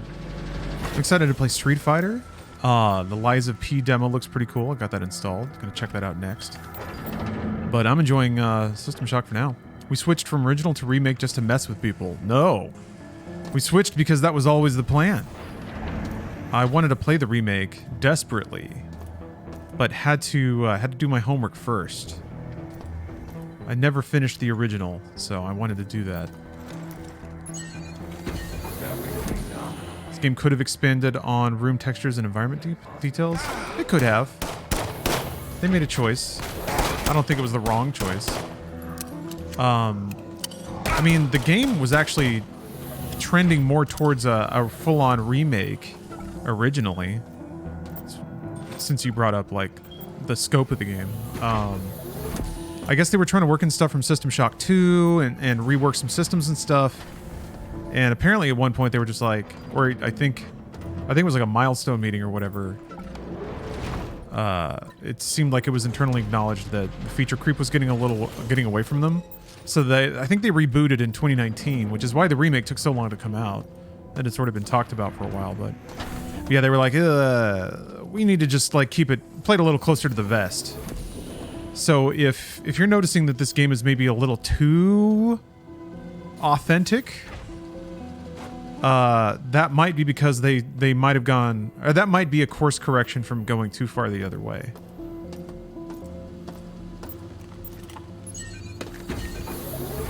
Yeah! Oh no, that's bad. I just saved. Okay. God. But I think it's pretty notable that that it came out. How many games can like scrap and restart halfway through and actually ship anything? And that shipping thing is actually, I think, really good. Really, there's a clear vision, a clear like intent. It's cleanly made. But yeah, you can definitely see System Shock 1 in there. The harsh paneling, the boxy look. I think it's okay to also incorporate those things as just the aesthetic, you know? Totally cool to be like, that's just what System Shock looks like. Oh, this is not a... Oh, it's not a passy-through piece. Okay.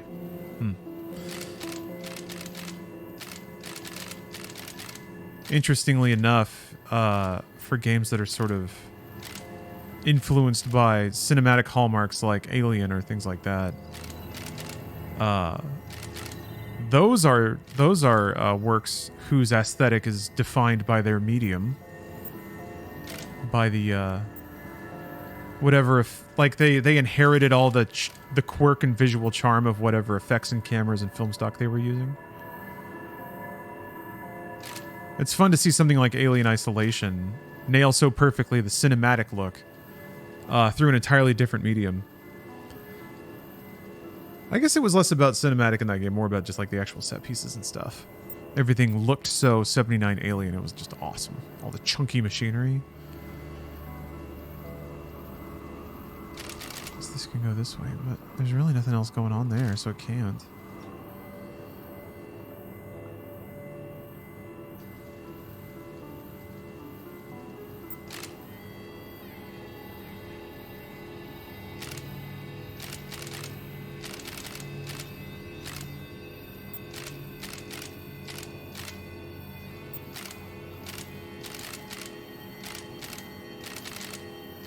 Whew, okay. That was a journey. Was it too much to open up the floor plan for at least one round? You mean like one floor? There have been some reworks, I thought. Not dramatic. Cyborg conversion canceled. Standard station restoration procedures. Storage was fairly different, I thought.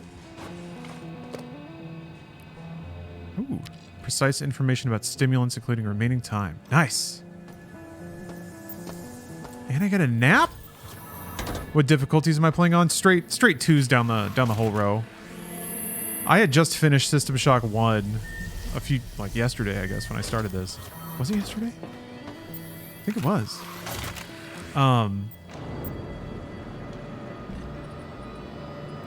So I was a little addled from that already.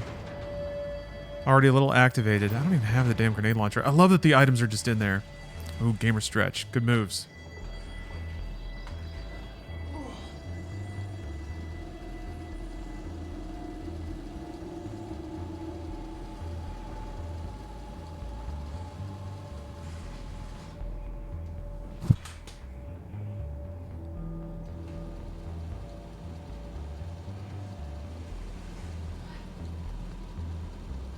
Whew, gotta roll at that neck. Yeah, I've spent too much time on Citadel Station. It's becoming my reality, but that's okay. I was always destined to be here.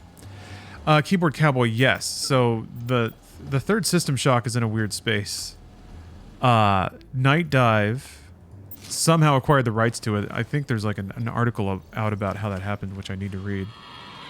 Actually, I'm going to pause real quick, just so I make sure I get these beats right. Somehow, Night Dive, Stephen Kick, the art of the deal, had secured the rights to System Shock from like a holding company in Russia. I don't know where it was originally. Somebody had it. But, okay, so they licensed the rights to System Shocks 3, 4, and 5 to Otherworld Entertainment, which is the company run by Warren Spector out in Austin, who produced the original System Shock. Warren Spector has a pretty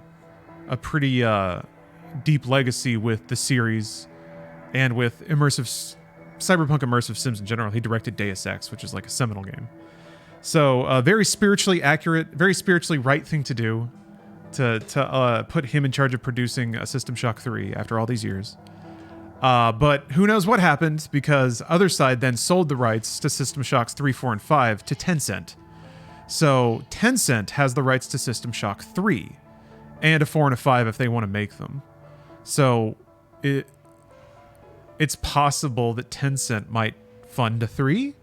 The only reason they would is if System Shock becomes like a brand with any buzz behind it. And that seems to be what the intent is to build System Shock into something, to see what's going on with it. I think there's a series being produced for Binge that's in the world of System Shock. Night Dive has released the System Shock remake. And then they've also announced a System Shock 2 Enhanced Edition. So it's basically like a brushed up, better, more functional, playable version of System Shock 2. An incredible game that came out, 98? I think that was a 1998 game. It's one of the class of 98. 99, my bad. Still an incredibly hot window for PC games. Yeah. So it's possible that people will discover System Shock 2.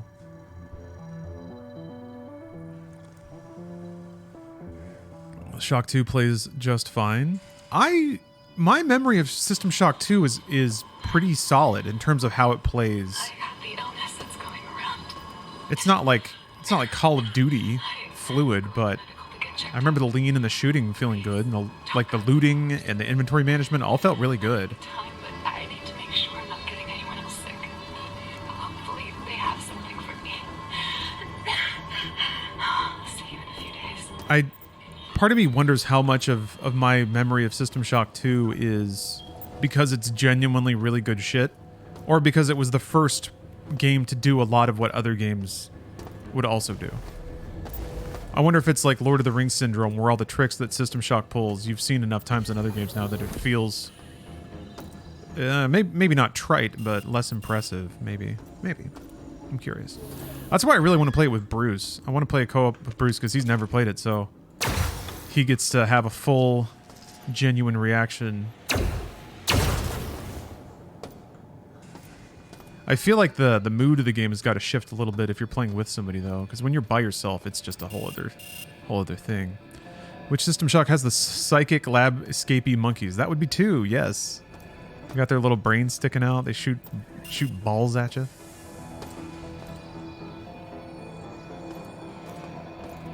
I love that. The light under a grate, so it like strobes on your gun when you're walking past. That's so sick.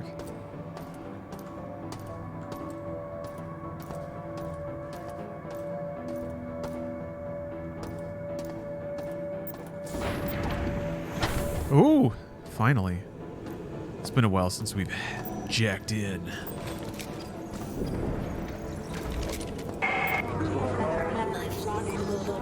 My flock will require shepherds, elevated beings synthesized from the crew and Citadel's robot servants. Machines imbued with life. Flesh remade in my image. Being freaked out by the monkeys? Oh, the monkeys are early on. Himself before me. The monkeys are some of the earliest enemies. It gets so much worse than that. Fear. One of the amazing things that System Shock did I shall extend that influence over the crew. I still haven't played another game that's leaned into this so much. Yeah, the cyborg midwives 100%. But yeah, the midwives are a good example. Audio tells. Like the enemies that make sound somewhat constantly to tell you where they are. This is something that Thief did. So in Metal Gear Solid, you have the radar. You have tools to tell you where things are because, or a high camera. But if you're a first-person game, how do you give people any kind of help when it comes to playing a stealth game? You can like reveal enemies through walls. There's a couple things you can do. But System Shock just made enemies make noise. So if you're moving quietly and you're hearing like servos whining, or you're hearing like meat slaps, like freaking bald feet on the floor, or the grunting and groaning of a possessed, mutated individual, then you know that somebody's around the corner. So it was like dual function. It was critical to the game design of having you try to sneak past all these enemies or get the drop on them so you could get some free damage. But the enemy, like the sounds were genuinely creepy and kind of messed up. So you were just like very good at reinforcing this notion that you're just this shivering, panting, panicked, like final living thing in this crazy environment with all these monstrosities stomping around that want to kill you. What is the streamlight happening behind you? You mean the stick right here? The one that's like kind of pulsing? It's just a floor light, a floor lamp. It's set to react to noise. So there's a lot of noise around right now. So it's just kind of always flickering. Anyway, check out this hack. Oh. Cyberspace, where I belong.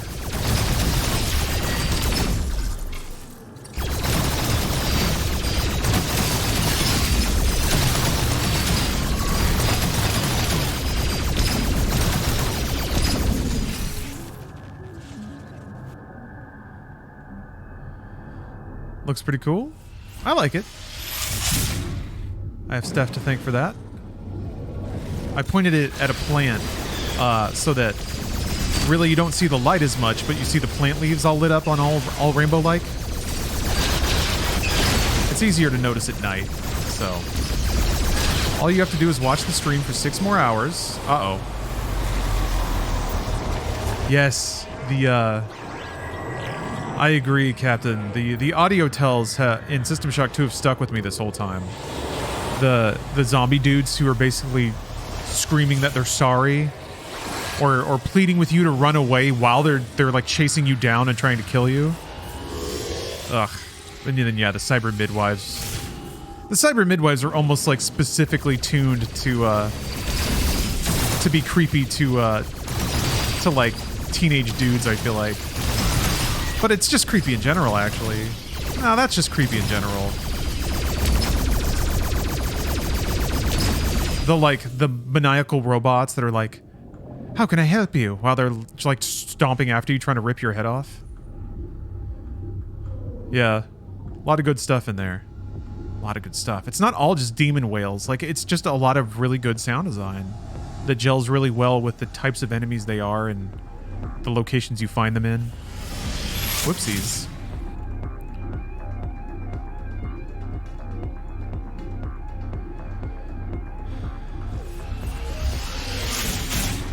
Yep, there's no doubt about it. System Shock 2 is a classy game.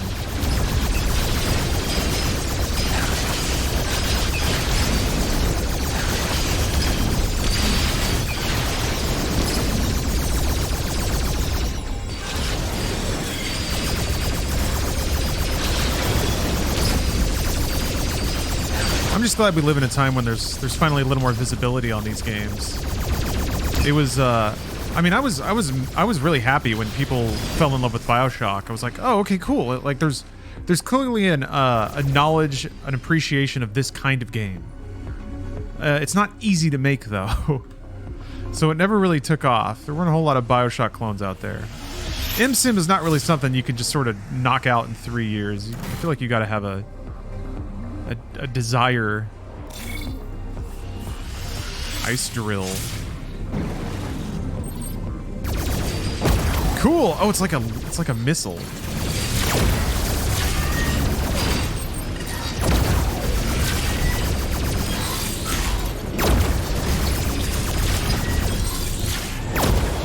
Whoa, got hacked out.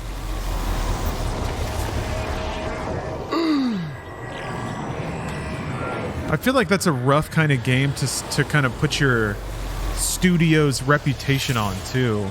There's so much work in making those sorts of single player playgrounds that react to a lot of player expression.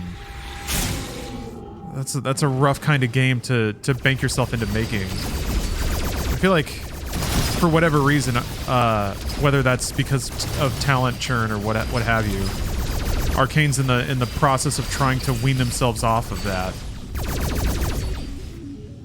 I feel like from a business sense, you probably don't want to make Dishonored's your entire life. But also from a creative sense, it's probably exhausting. I don't know.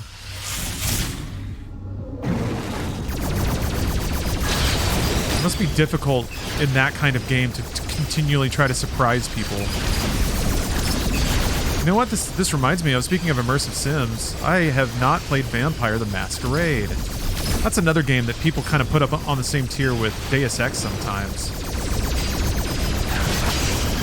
I guess it's just like hyper reactive to player choice is the big deal with it.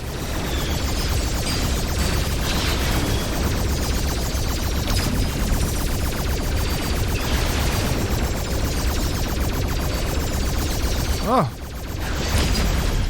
Shoot, that was rough. Where's my health? Isn't there health in this room? Was it in the... Oh, there it is. Okay. Yeah, I played it... We did a gameplay of it back at Funhouse, so I played it that much, but I never really invested into it.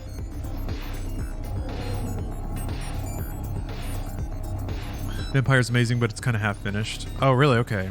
So it's like pretty clear at some point in the game that it just like they ran out. It's just like it just stops. All the quests just stop like having multiple endings or choices or anything.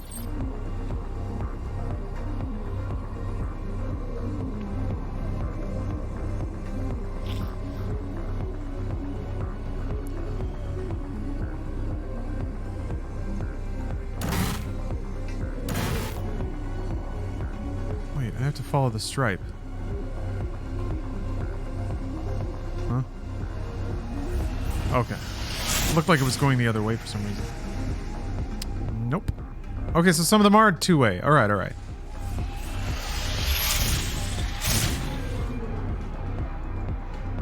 Huh? That was weird. Okay, all right. All right, I get it now.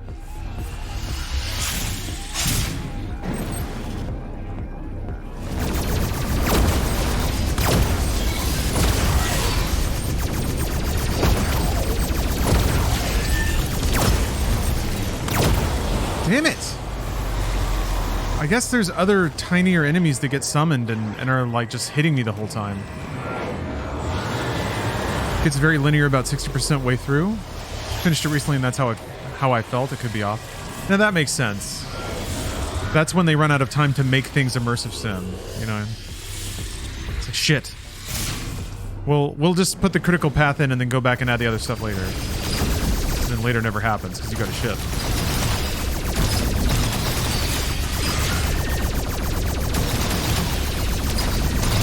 Dude, I'm getting worked. How do you not get shot?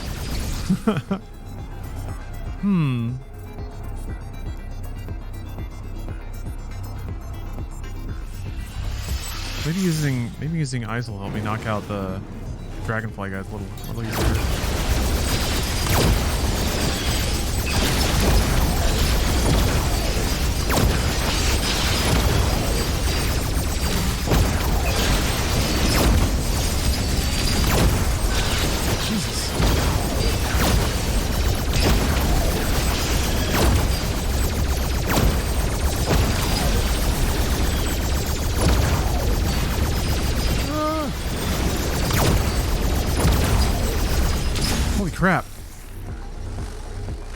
not doing any better on health, really.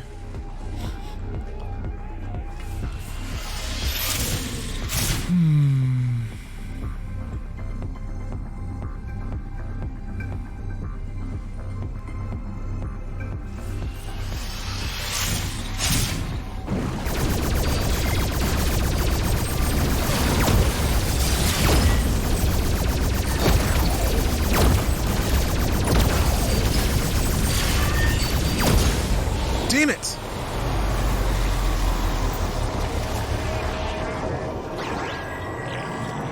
I'm getting backhacked real hard. Gotta go in again.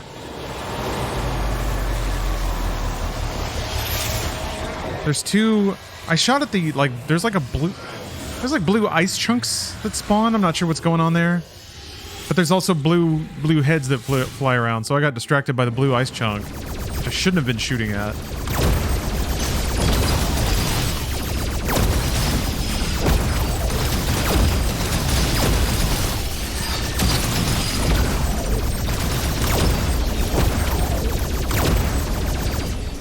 All right. Wait, I still took some hits there. Wait a minute. Is this the lawnmower man? You bet your ass it is. It's Saturday, we're mowing the lawn.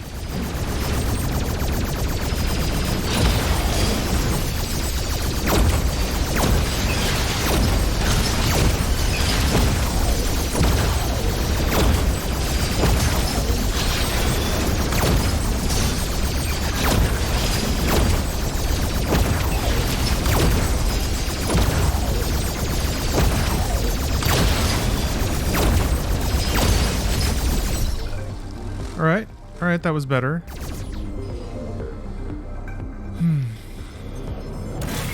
There we are, there we are.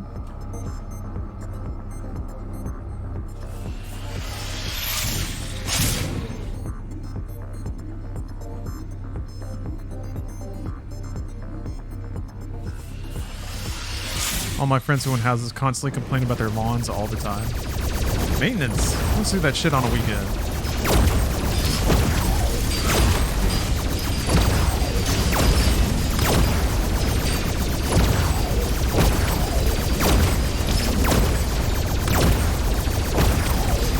Grass dying all the time. I'm really lucky here, actually. There's a landscaper that comes by to do everything, and then it's just part of the rent. My landlords handle that. And I'm extra lucky because I actually really like the small lawn that I have. That's a very conservative SoCal lawn. It's like just enough for me to walk in a tight little circle on, but that's all I need. Got a little hammock out there. It's good stuff. I've been thinking about ways to do more of my, like, just work stuff outside.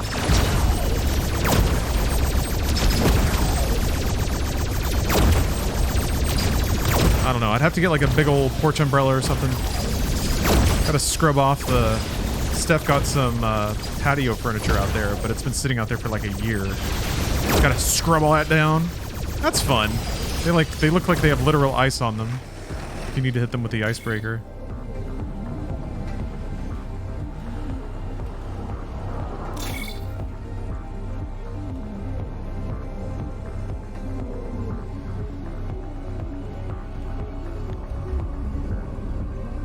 Power wash? Oh man.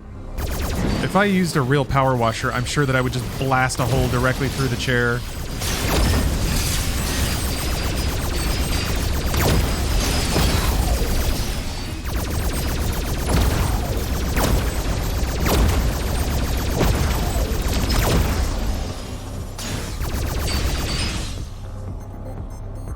That's good content. There's another health in here? Yeah. Pick it up.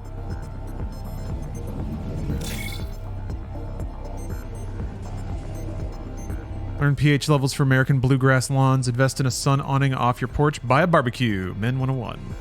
Steph did get a barbecue. We have a barbecue. Natural gas barbecue. I've used it a couple times. It's a bit hard to clean up though. I don't quite get it. Because if you cook, there's going to be like meat dribbins that get down in the bowl area of the like. It's basically a bowl, and then it has like an empty spot where I guess a cup is supposed to hang. But I guess what are you supposed to do? What's the order of cleanup? Because it feels weird to me to leave a grill with just a shitload of animal fat sitting in the bottom. Won't it go rancid? But then I'm like, do I have to like scrub it out every time I use it? Because that's dumb as hell. I think there is supposed to be a drip tray, which is like it's like a little cup that hangs under it and collects everything. I don't know where it is. I just there's like a cup I can wedge under it, basically like a coffee cup, and that catches stuff. But still, it's more just like the scoopy bowl part under it, where all the meat dribbins go. Like it's gonna run down and kind of coat that surface with animal fat.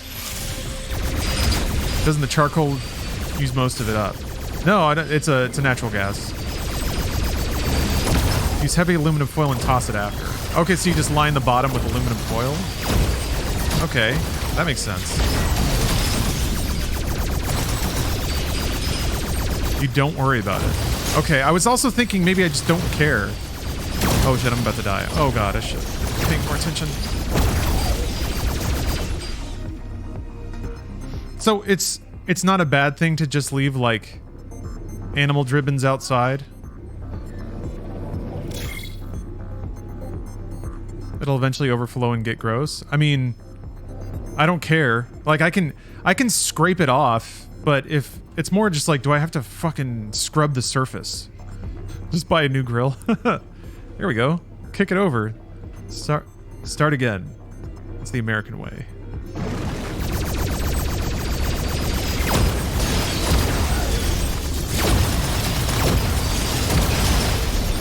Okay. This has allayed my concerns.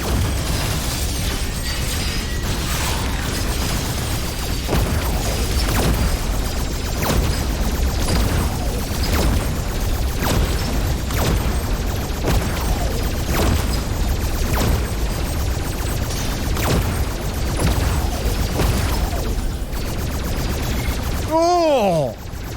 Man, I got that health right when that ninja star, that cyber star got me.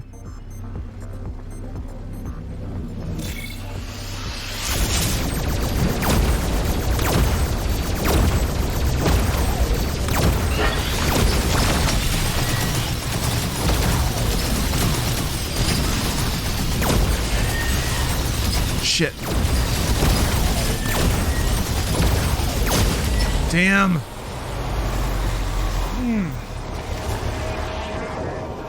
Reactor armory unlocked, but there's still more to explore.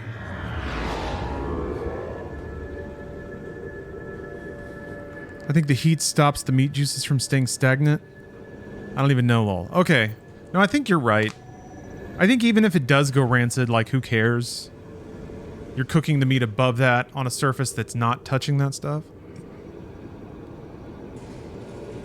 And it's like, it's gonna be hot. So it's gonna kill anything that would be shitty. Okay. Yep. Congratulations, chat, you've done it. You convinced me to get grill pilled for summer.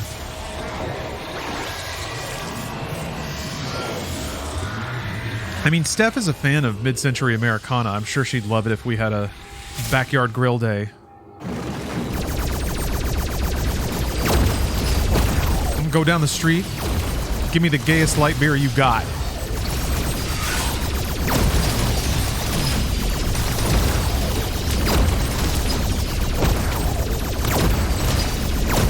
Okay, so they don't home. Okay, I was under the impression that they did because there's kind of a lock-on thing going on, but I will aim much harder. That's true, it's not raw fat. I guess bugs might get after it, but whatever, who cares? They're all gonna die the next time I turn the grill on.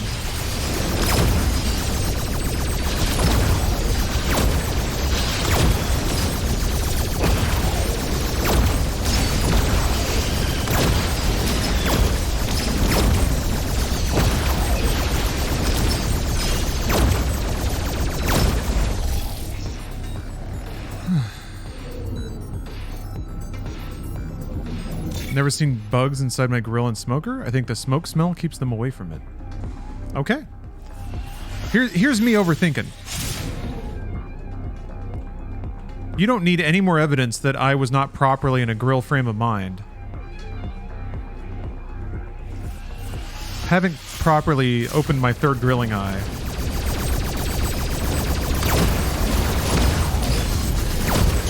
Shit.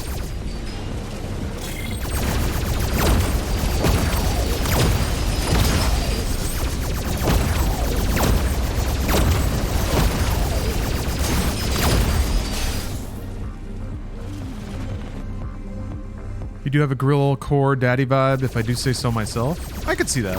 I could see that. No, they do kind of home. All right. It's just all the relaxed energy I bring. It's very much 2.5 Corona chill bro energy. Sandals on the porch.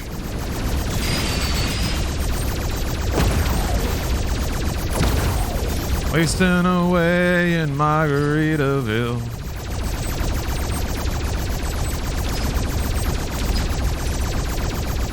What is stuff saying something about hot dogs?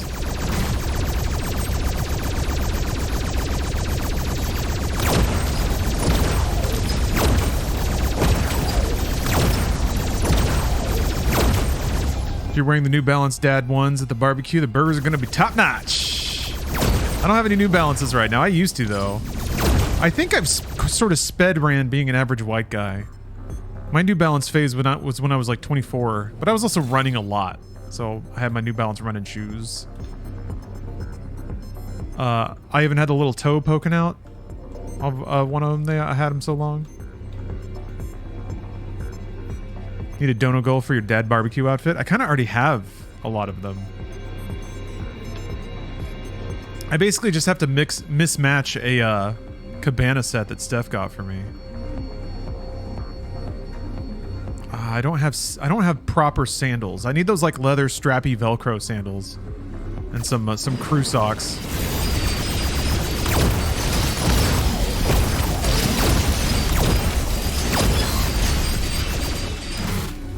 Just wear kind of gray stuff, yeah. The I've never thought for a second that fashion says anything about me outfit. When, boy, is it saying something? Like, not saying anything is still saying something. Call people bucko and pal. Turbo. Sport. Champ. Ace.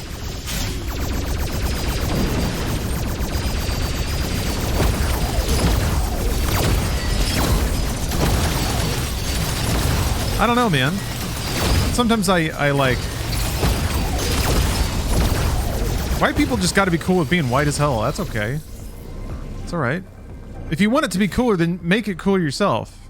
Live in it and find the pay dirt. You don't gotta be jealous. You don't gotta be jealous that everyone else dresses better and has better taste in music and makes better food. You don't gotta be jealous about that. Just live in your lane. Make your lane nice. That's what I'm gonna do. Listen to 311, drink a light beer, and grill. Shit! I'm getting fucked up! Whoa!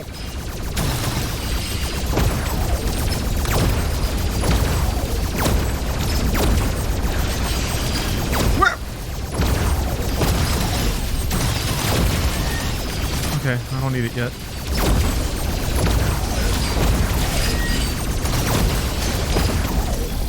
Shoo!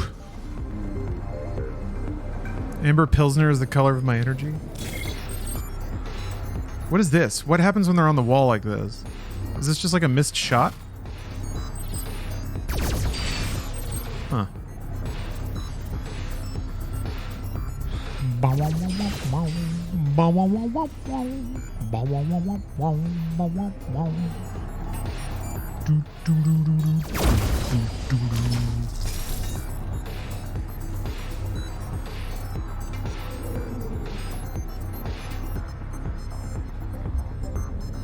I wish hacking was like this in real life.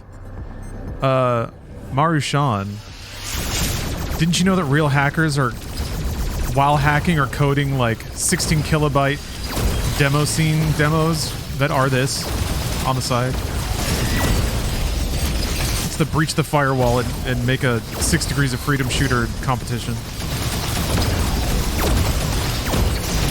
Whoa.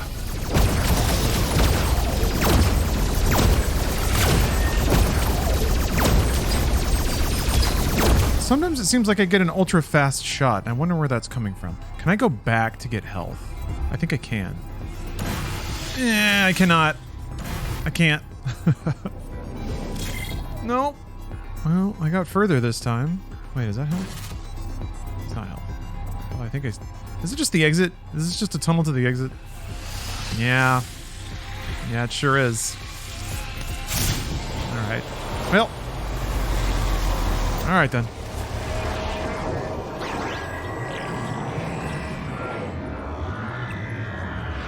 Oh, there's a bed in this level. That's right. Can I make it to the bed without dying? Let's find out.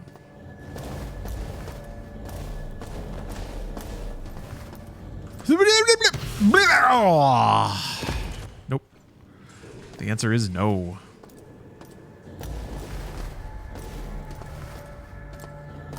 My floaty shoes were too floaty.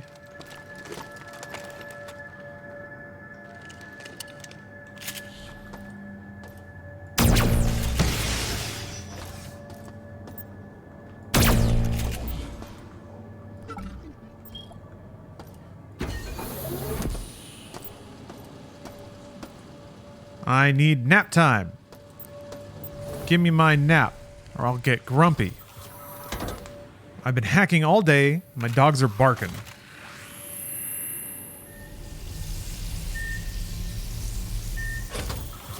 I like that hacking is fast and flashy, while IRL combat is slow and methodical. Yeah, that's an interesting point. That's where all the glitz is. Where all the sex is.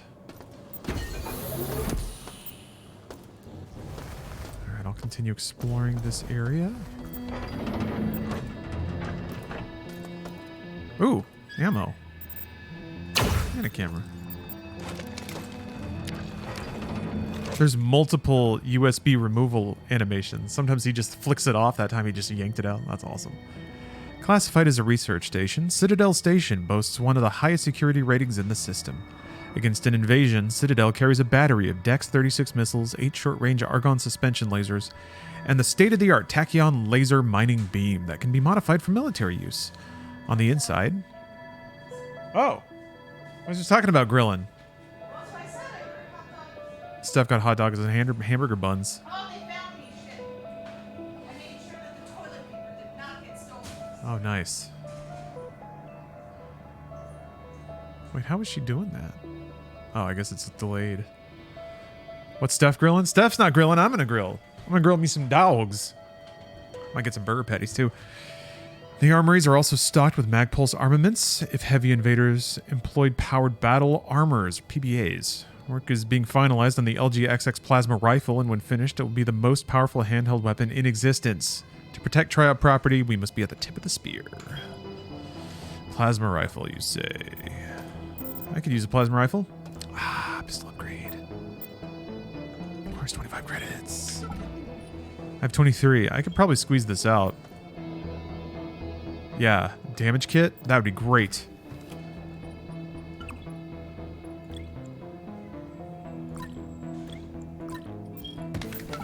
Wow, I have 9 med patches?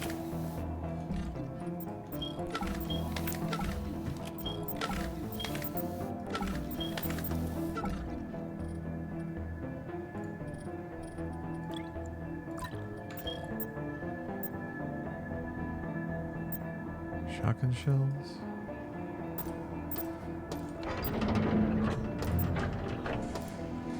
Bring a camera outside and do a cooking stream? I could. I'll tell you what I've found out though. Event streams are fun, but weirdly they tend to do worse than just normal streams. It makes sense from a viewer's perspective, right? You get used to a particular thing, that's why you watch somebody, and then suddenly everything's in a different environment, the vibe's different. quality is different. But yeah, it can be a little weird on Twitch. Typically, if you're going to do something like that, you're doing it just because you really want to. Because oddly, that tends to be the... tends to not be what people want.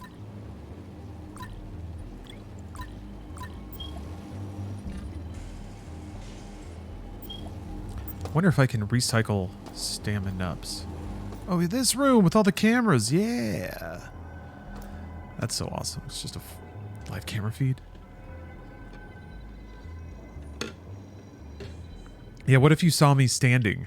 Saw my legs attached to my body. Not just a floating head and shoulders. Wouldn't that be weird?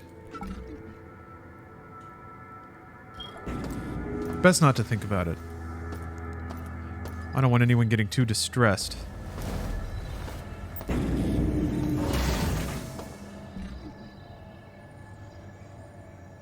Okay. I guess there's up here. Is that connected? That is not connected. Wait a minute. Okay, yeah, it's through there. Yeah, I gotta, that's true. I gotta get back to doing Ring Fit Adventure on the stream.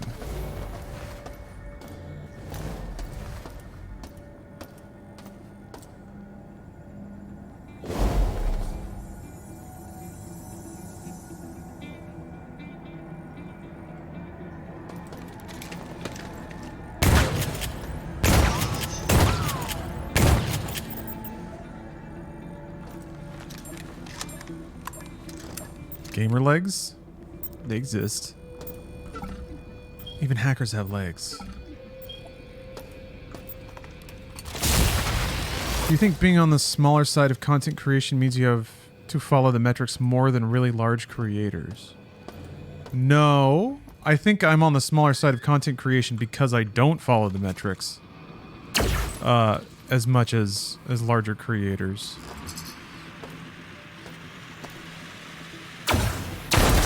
I won't say, like, I don't have the code cracked or anything, but I definitely make a conscious, or rather the opposite of conscious decisions to change what I do or how I do it for the sake of popularity. Now that I guess I take those where I want. I could just as easily do that about an event stream, but typically it's like, I guess it comes down to, is it something that I want to do and how much effort is it? And in the interest of like setting up a grillin' stream, I don't know, that's something it's not something that I think would make grillin' more interesting for me.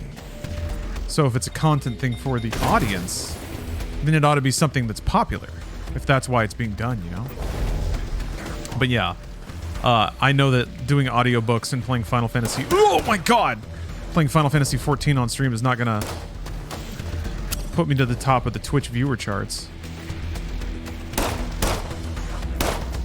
But that's okay, because I am blessed enough to stream what I want in the way that I want it.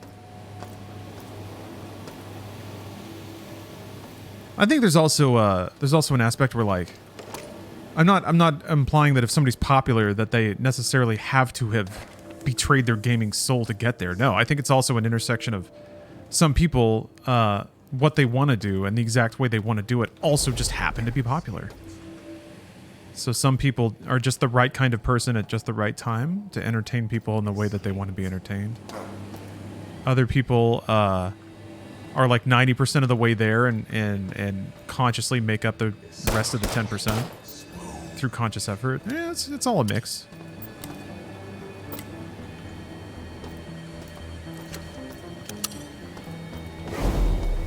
I will say that, like,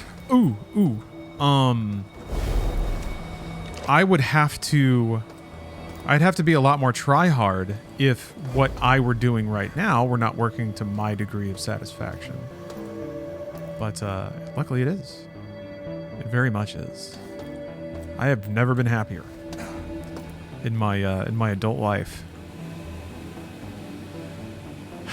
I don't want this to come off like I don't wish you success, but I also really like the size the community is right now. Kind of dread the day this chat is moving too fast to get a word in. I don't think that's likely, to be honest. I'm just not that kind of streamer slash host.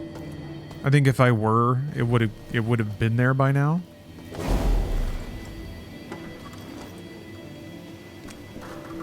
But yeah, I'm very happy with the way things are too. Very I don't want to overstate it because I worry about it getting routine, but I'm very appreciative, very happy with the community, and the size that it is, and the temperature of all those relationships. I never believed it would turn out this way. I chose to come to the premier station in the stars to do research. Never did I think I would be in the situation I am in now. I'd rather die on my own terms. Creatures decide for me. This is Whoa, so Dr. Joseph. shit.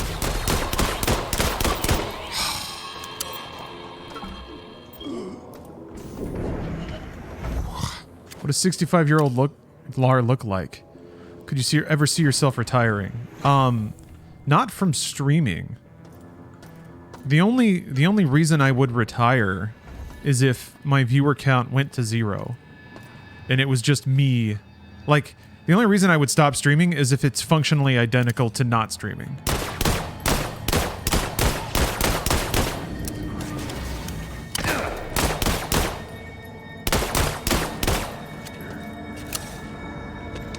Or if there's like some new version of streaming that is like a functional superset to streaming, if that makes sense. If there's some new kind of media that is streaming plus something else that's more popular with people, and it's not something that I dislike, then I'll do that. I guess whether that's like VTubing or something like that. I could see that being a thing where it's like people don't want to see an old guy. Or even seeing me get old maybe makes them uncomfortable because they're used to me looking a certain way and I'm a reminder of their mortality. Like, I could see at some point my physical appearance being a work inhibitor. I'm going to go back and take a nap. But yeah, the setup of the job right now and my enjoyment doing it is too perfect. I can't see anything else being better. I also can't see myself wanting to stop. I actually thought about this when I was really going around in my head about what to do the last time I changed careers. And the mental loop I kept coming back to was like, I could stay here and put in the effort and try to build a reputation and interview at other places and blah, blah, blah, blah, blah. And then like, what's the end goal then?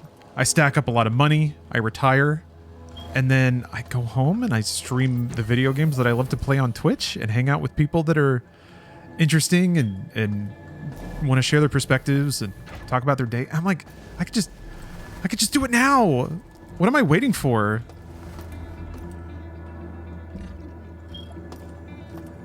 So that's it. I couldn't escape the logic of it. Like, why wait 40 years doing work that is making me really unhappy? What's wrong with money and retirement? Everything. If there's two things I hate, it's money and retirement. I don't want any money so that I can never retire. And that's when I'll be happiest, is when I'm poor and 95. And working in Walmart, because I have 0 viewers on Twitch.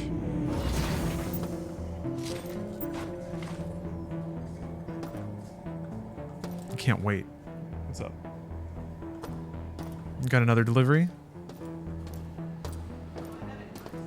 I feel like that was the thought process Ray made when he left Achievement Hunter / Rooster Teeth. Why wait to seize the moment? Yeah. If you're unhappy where you are. I just also couldn't escape the dread of knowing that like it was about to be the 3rd or 4th time that I'd built up a brand with a bunch of people and that the actions of others completely tanked the whole thing. I'm just like, I can't do this. I can't keep volunteering my life and my work product and my hours for people who just give 0 shits or are only in it for themselves. And I can't invest in people and develop relationships and take pride in the work product I put out when someone in a room I'm not allowed into makes a bunch of arbitrary decisions about the company that I work for and the money that I earned for it.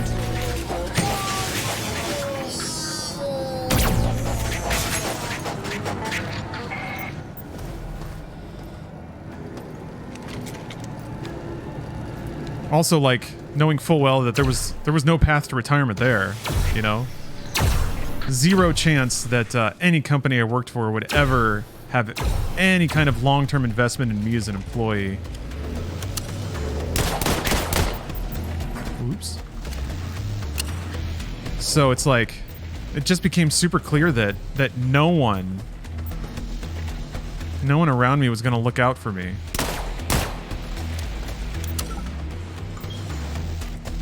I was expected to contribute a bunch of things to the team, but it was like a very cozy relationship where I was expected to volunteer all of my best ideas, my best work years, my best output in return for what, like 0.5% contribution to a 401k.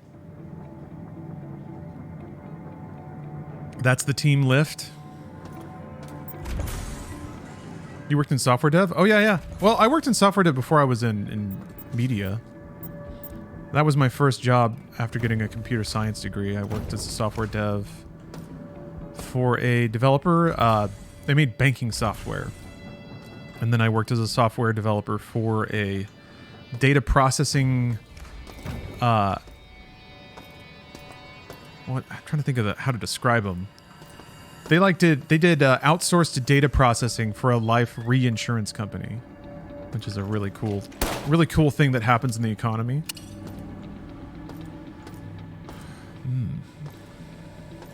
You couldn't have made a career out of that? No, I couldn't have, John.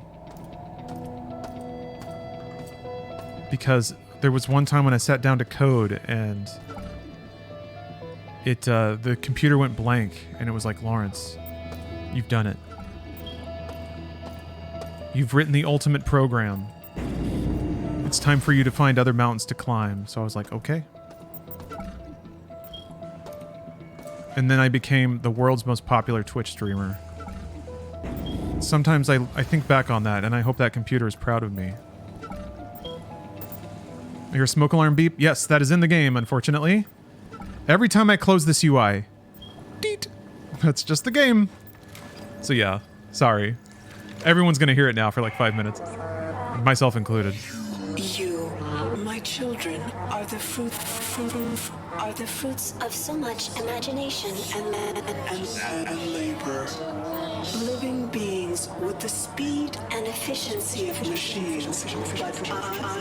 But I must strive further to serve life. I will devastate Earth's cities with my laser. Then alter those left alive with my mutagen virus. Humanity is on the verge of a new era. I, Shodan, am its new god. Am its new god. And you, my children, are my avenging angels.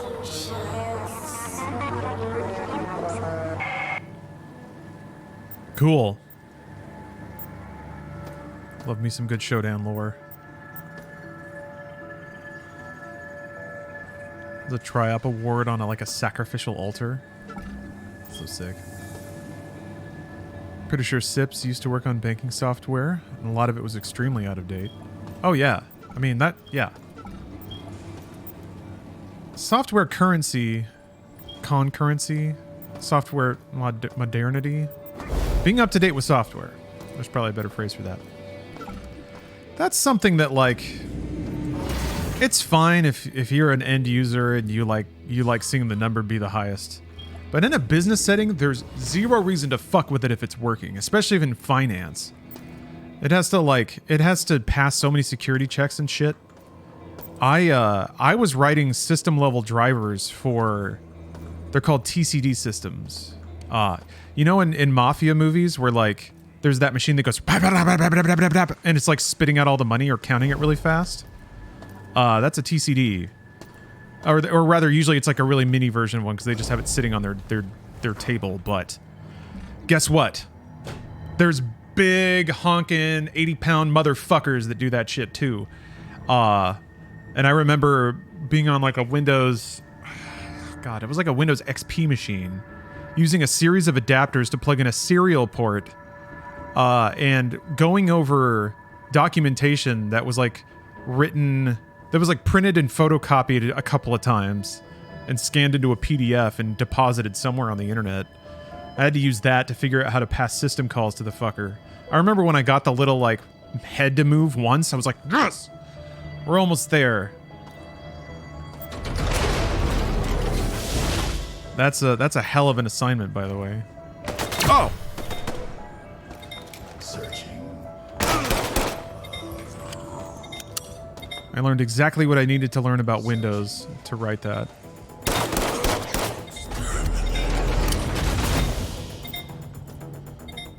But yeah, ancient hardware. Still in use. There was a, in the energy projectile shield. Eh? In the building I worked, there was a, some random room that was like the old ass computer room where they had machines that were still running like OS2 Warp and stuff, because they still had clients that used that, and if they ever had to do version testing or whatever, they needed it was like they still had an active contract with them, so they were actively maintaining the software. Did you get bored of being a dev, or why the change? Well, I mean, this way I get to play video games all day, so hopefully it's not too much of a mystery why that motivation might be there. But it wasn't the worst job. There were some aspects to it that were not ideal. I had far fewer social graces back then than I have now, which, given my limited tool set now, should say a lot. So I was not very popular on the team. I was far nerdier, way and more annoying to be around. And there were, you know, there were people that did not feel the need to be kind about that. So there was just like, there's just some shitty behavior going on, but you can't you can't make people be nice to you.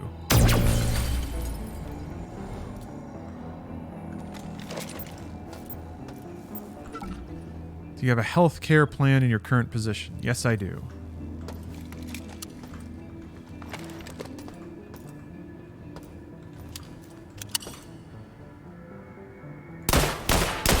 I'm curious to see how you're going to twist this into some vaguely accusatory question, John. Curious to see.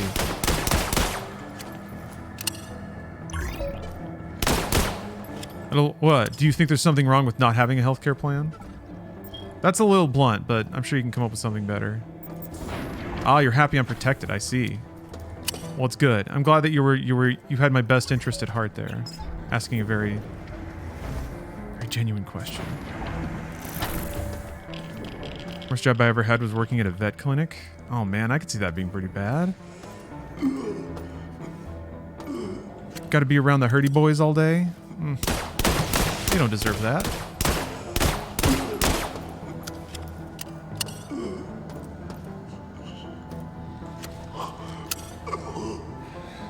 Some people have awful jobs with larger companies and still have no benefits. Yeah, it sucks. I agree. That's some bullshit. It's I don't know. I'm technically not a part of those systems anymore. So it's a little, I feel like it's a little not in my lane to complain about, but still it's bullshit, man. How can a company make like $8 billion and be like, no, we need to go back to the office. We need to fucking We can't be having free lunches every day. Like, yes, you can. You actually can, though. God. We'll be using the Northeast Lab to They're not even lying about, like, they're saying how much money they make. And it's billion, and yet they're still doing layoffs and shit. It's baffling. People need to set stuff on fire more. But that's the thing, like, I'm blessed enough to play video games and chat with people all day, so I can't really be like, seize the means. Maybe I can. I don't know. It gets me mad. I get mad about it. On behalf of people that just get fed that bullshit. Dude, I'd be so pissed off. I would not last long in that environment, actually. I'd get fired pretty quick. I've never been super great about holding my tongue when, like, there's active bullshit going on. That's something I think I've also learned, is that there's a lot of active bullshit in this world, and the people who have harmonious paths through it are able to just keep their mouths shut. But, I don't know.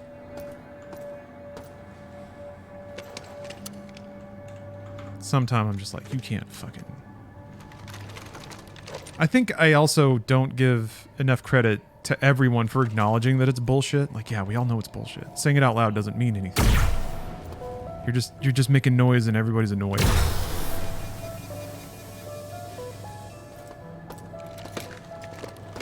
But yeah, you know, it doesn't take a master sleuth to understand why those two traits combined might produce some friction on teams here and there.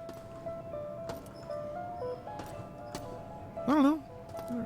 There's a harmonious place for everybody. More people need to speak up to push back, though. That's the problem. I mean, that's my mentality. I think the problem is like... The problem I've always run into is assuming that people that are on my team are on my team, right? Or that like people won't actively sabotage you because they don't like you, even though you're on the same team, and that's what the fuck? Even though you're technically on the same team, and that's like sabotaging everyone? No, people will absolutely do that. I think that's my like chief learning from working salaried jobs on teams, is that if people don't choose to be on a team with you, they won't. Crabs in a bucket? Yeah. I've been bucket crabbed so many times. And the problem was that it always fucked me up because I wasn't expecting to be bucket crabbed. And it baffled me. How like somebody would rather lose everything just because they have some personal annoyance. Just because they don't think you're cool. Or something. Sheesh, man. Shoosh. I'm trying to put my own stamp on it.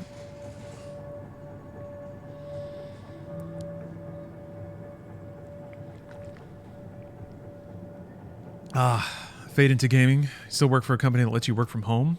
Still customer service. I definitely want to get away from it. You can get there. Alright.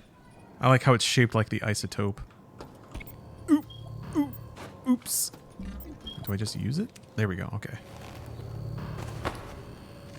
Shield generators ready. Alright. Hold on a second.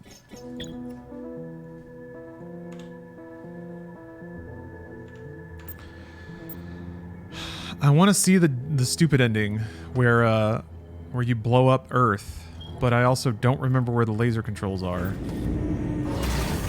If a wider workers' movement ever gained more support, would you join protests? Potentially? So I don't know. That's what's a bit weird. Is I've never been a part of a union, and in my working life I've never felt like specific individuals have been kind or helped me out or have contributed. But I've never felt the group lift of a system or anything like that, so I don't know. It would be difficult. I would like to do that, but at the same time I'm like, in the back of my head, I'd know that I'm just tossing solidarity and time down a black hole that will never be returned. And as I've gotten older, I don't know. Closed off may be the wrong word, but I've had to be a lot more tactical about how I spend my time and my effort and my motivation.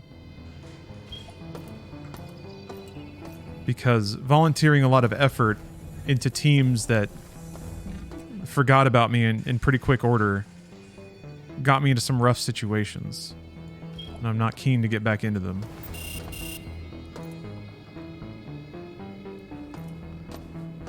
Rising tide, all ships. Yeah, sure, yeah.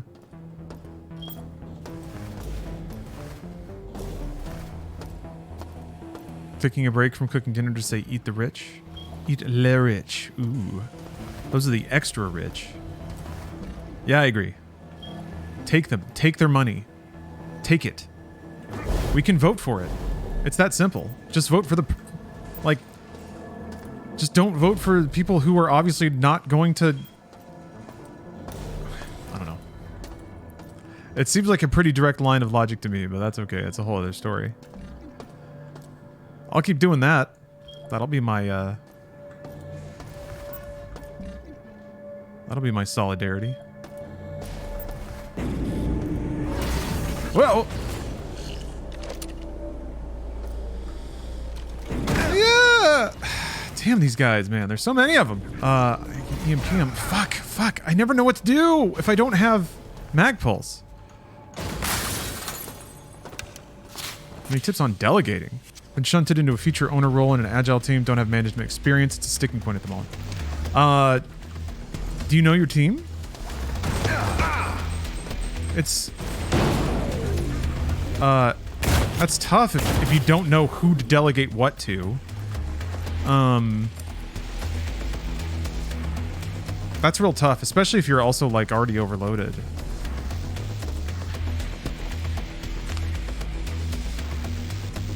If you've worked with your team for a while, then you can, like, once you get a sense for the types of tasks that people are good at, then that's how I would start to divide up stuff. And you get a sense for, like, who's good at dates and times and who just kind of works better in certain situations. But that's pretty floaty stuff. Yeah, if you're put in charge of a whole team that you've never worked with before and you have to, like, produce them to... I don't know. I guess step number one would be give yourself permission to take time to ramp up. Give yourself, maybe carve out time during the workday to just sit down with members of your team and talk to them a little bit. Figure out where they're at, what they're thinking, what they want to do, what they're good at, what they already do. See if there's any, like, duplicate work you can get rid of, or like wires you can connect. Or it's like somebody needs something that they're not getting, even though somebody else is just sitting there on it. Oh, hey, little cyber dudes.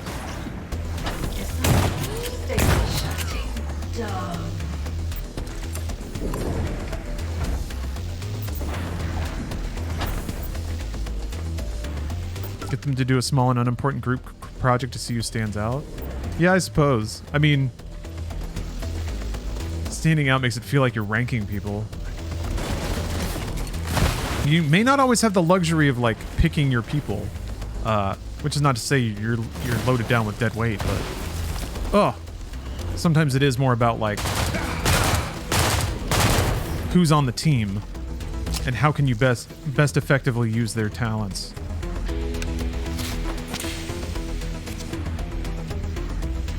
Leadership rises to the top. You can see who takes charge and is there to support the group. All right, Grizzlovic. That's not really my managerial style, but all right. Like,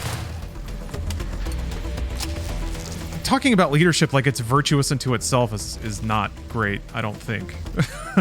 You're not a talent scout if you're producing a team.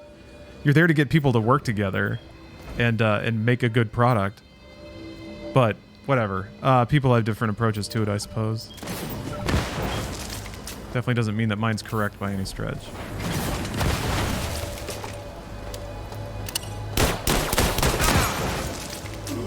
Damn it. Fuck. I hate these. Oh, I hate them.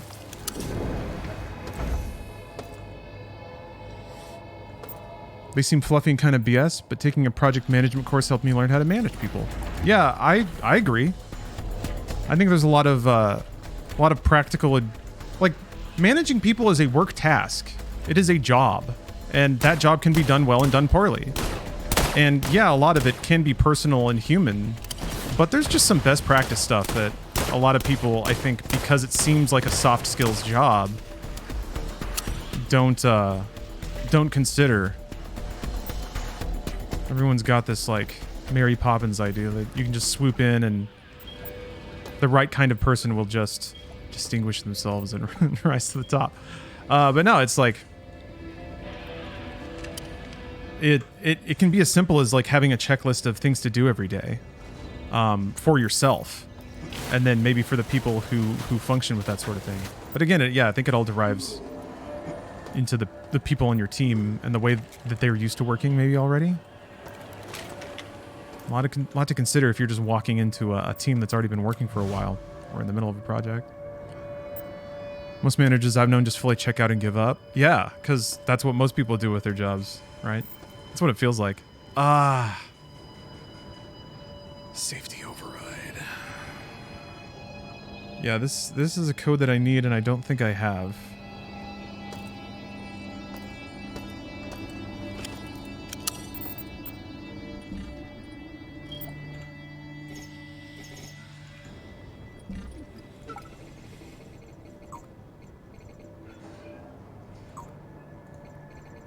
But yeah, that's a topic I'm a little passionate about. Yeah, starting with 001. I think anybody who's had a bad manager definitely can get passionate about it. And the thing that I truly that I embrace is that since people are so different, there's really, there's no right answer. There's best practices, and there's like techniques you can use to open up your understanding of people.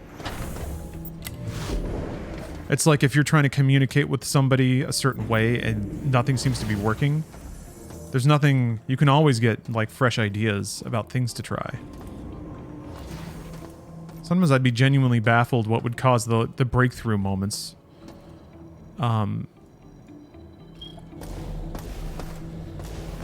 Total subject change, but have you ever been to San Diego? I have. I went down there for TwitchCon and a couple of other things. There's been some music concerts that have been down in San Diego. I'm gonna go on file. I like San Diego. There's some good bars down there, good bars and restaurants. You can take Amtrak down there, and that's a lovely ride. It's got Wi-Fi and big chairs.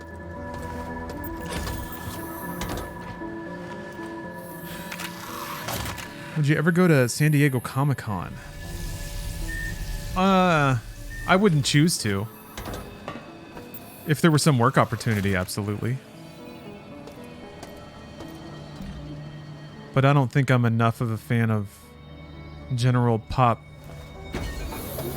media, nerd pop media, to get a lot out of San Diego Comic-Con.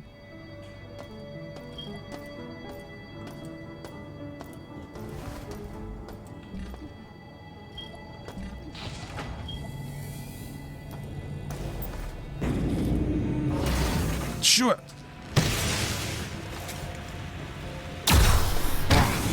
Okay. There's no way in hell I'm gonna wait in a... Something exploded. Yes, the anime I like is too obscure. No, it's more like it just doesn't... Like the concept of waiting in line for hours to watch a 30-second clip of Indiana Jones 12. I can wait. I can wait a week until it's on YouTube. That's sort of how I feel about a lot of non-gaming media. Yeah, Anthrax, I think it's part of that too. Is like, I'm a big nerd in my own ways for my own things, but I am out-nerded at Comic-Con. I feel like the phony, even walking around. Just like, yeah, I like Star Wars. It's fun. It feels like that's already like, okay, I'm outclassed. Not that it's a question of class, obviously, but... And I know that anyone who enjoys Comic-Con would... Like, there's no one who would straight up be like, yeah, get out of here, fake fan.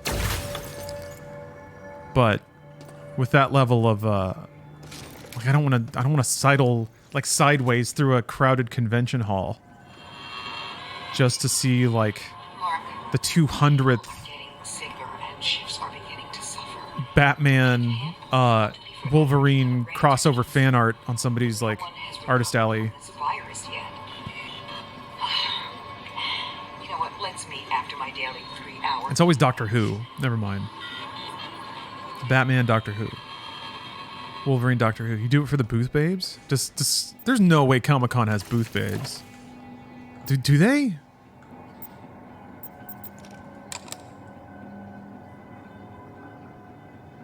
There's no way.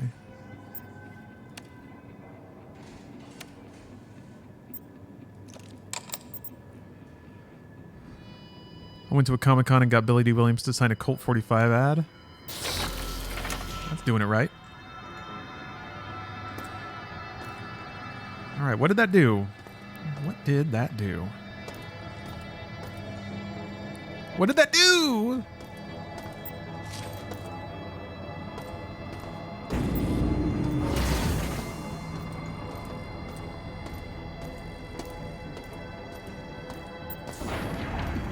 I don't know what it did. It did something, though. Ah.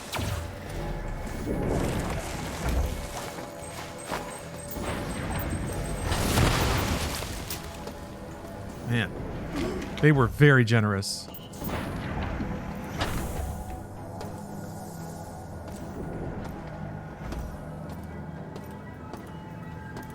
Well, I got the security level to 0, but also... Oh, that's right. There's no CPU room in the reactor. Right. Oop.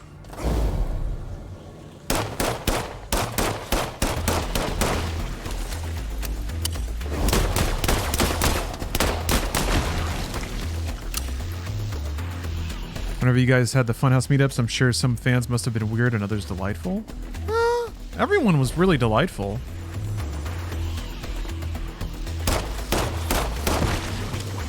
I don't know. I get a lot of social anxiety, so I tend to be very permissive of any like awkwardness or anxiety or whatever. It just doesn't faze me. I was born in it.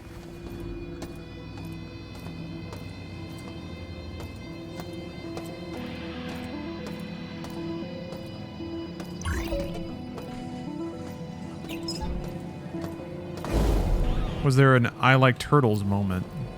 Not really. Not that I can think of. Just a lot of nice people. I mean, it's a kind of like cheating, really, because they're already happy to like be there and meet you.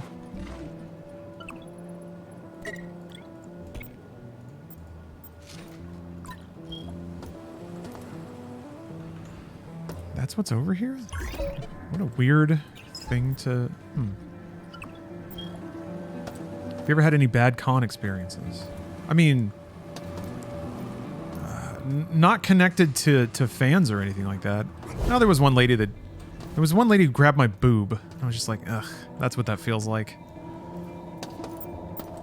And I know I got boobs, alright. I didn't choose that. But yeah, that felt a little weird.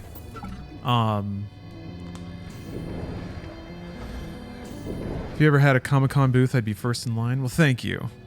Thank you.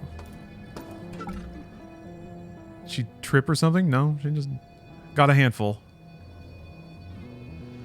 But no, most any negative con experience of most negative con experiences I've ever had have mostly been the result of overwork.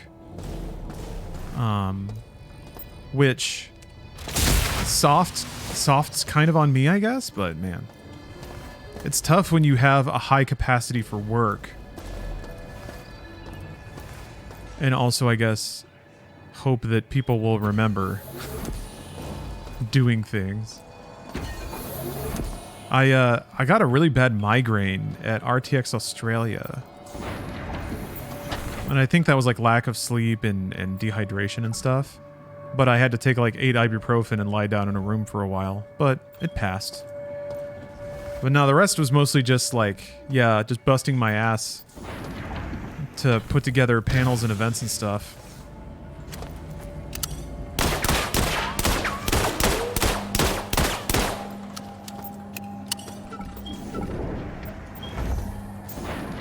Yeah, did she tip or something? That's kind of how I read it the first time, which is really funny.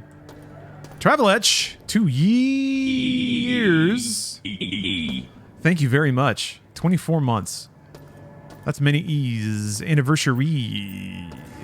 Maybe I should only give the number of E's for the anniversary.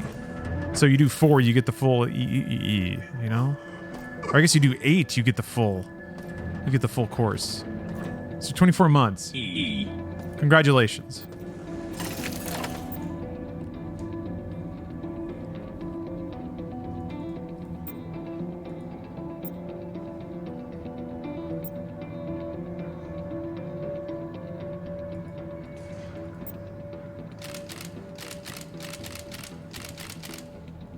Put that gun away.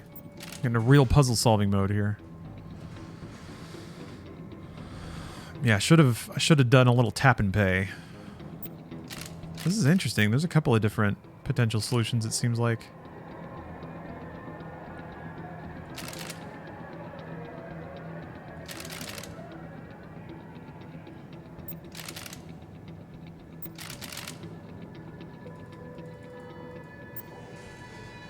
Oh, that one's locked. Okay. Ah, Inferior Panic. In with a good gamer stretch. Good stuff. Obi Fizzle with 24 months. Make it another 2 year. You got it. Thank you. I don't know why that was funny. It's just something very solemn about just the 2. Well, it'll only get longer and funnier from here. And Dis, thank you very much for the stretch. Yeah, let's see here. I'm gonna do a toe touch. Try to stretch out my... Wait, no. I did some walking this morning and my my hammies felt a little tight, so I'm gonna do that.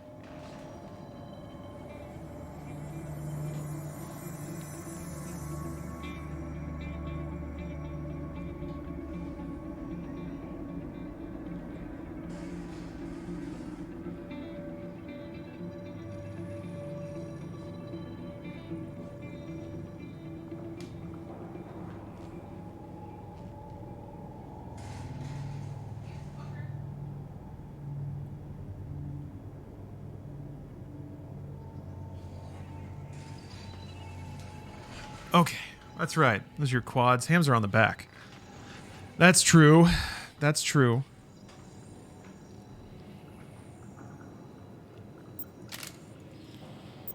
That is true.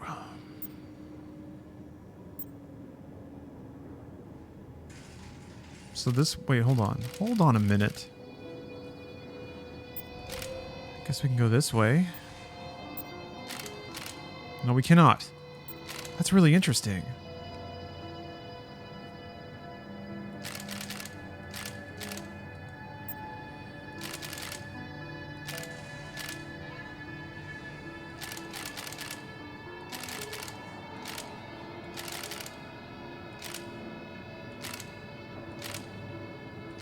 Oh! Ah, shit.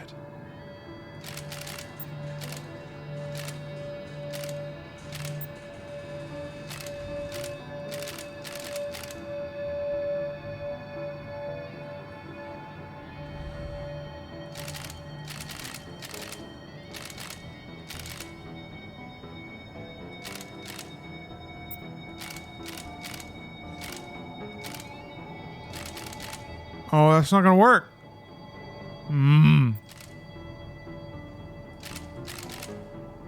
Well, it's either got to be this way or this way. So let's see. If it's this way, that means it's got to be like that.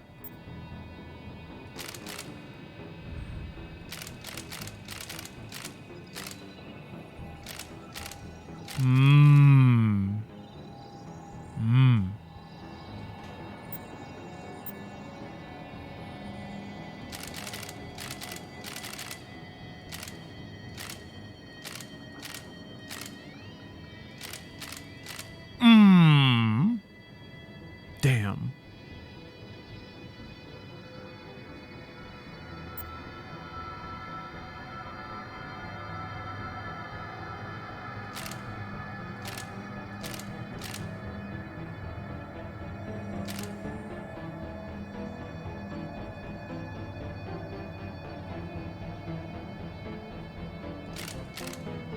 Is there a channel points to make him switch into looser fitting pants? No, there's not. Why would you want that?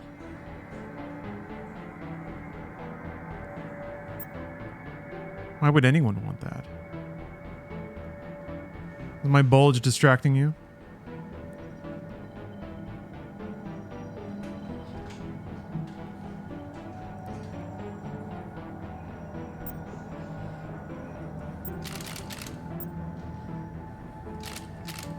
I'm not the one making you look.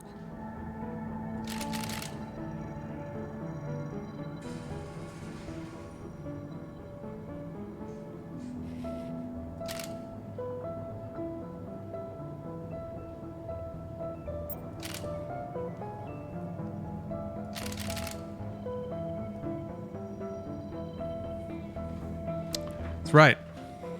Eyes up here, pal.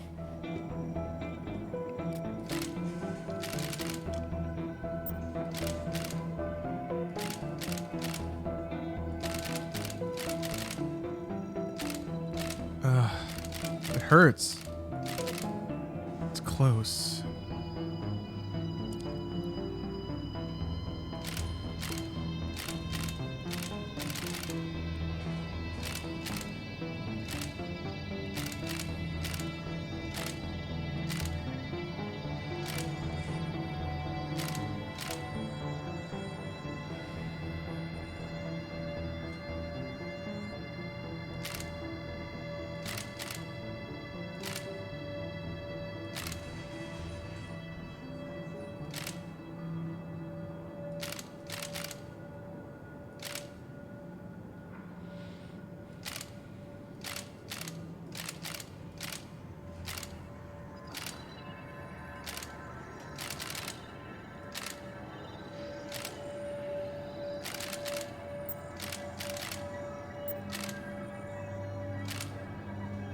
Oh, baby.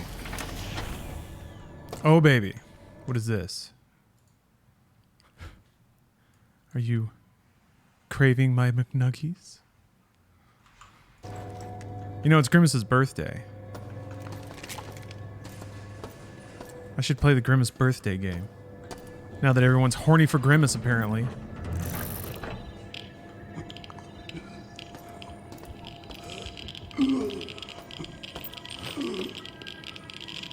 Large Teflon round? That's all that's in here? Yeah, alright.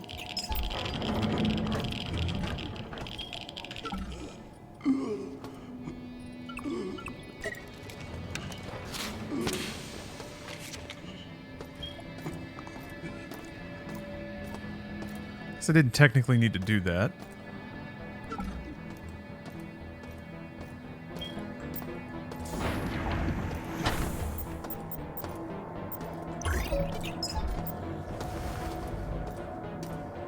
That there's a bed on this floor and all. Oh, so I think I've pretty much explored the... well, wait, I need the override code. And I don't remember where that is. I don't think I've heard any... oh, you can only float up so far. Is it a little Easter egg up there? Little night dive helmet? Maybe you need the level 3 boots to get up there. I'm gonna put a marker there. That looks like a little Easter egg. That sounded like I said yeasty egg, which is not what I said. Yeah, I'm fairly certain I haven't heard the override code, or really anyone even talk about the override code.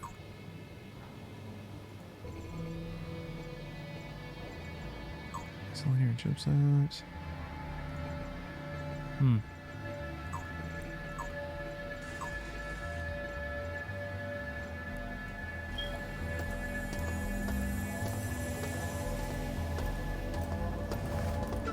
Maybe the laser controls are on the 6th floor.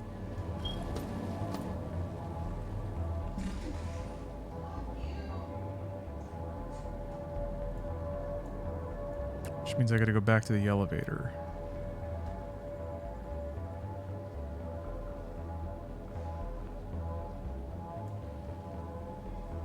Which I'm having trouble identifying? There it is.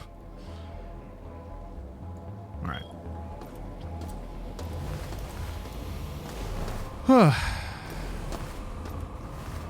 Yeah. Lots to be grateful for. in our modern times. A lot that's kind of effed up, too. Funny how that goes.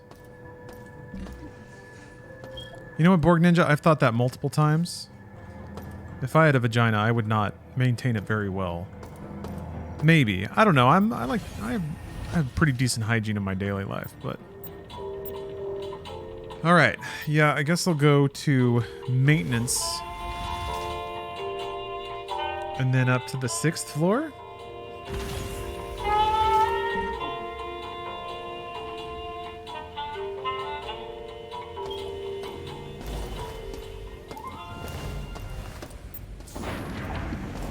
Starting to do the hot step between all these elevators. Feeling nostalgic.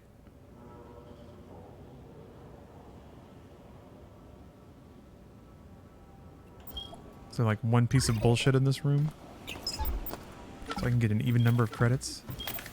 Come on. There it is. Sort of. Not really.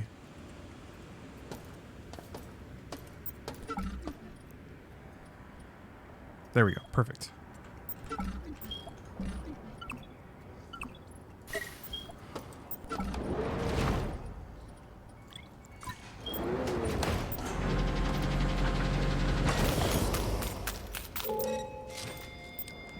This game really doesn't explore vaginal health, and it ruins my immersion.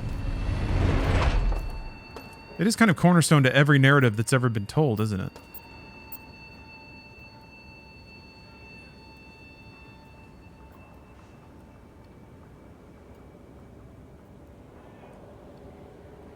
Yeah, because I don't have the elevator from 3 to 6 yet. Or do I?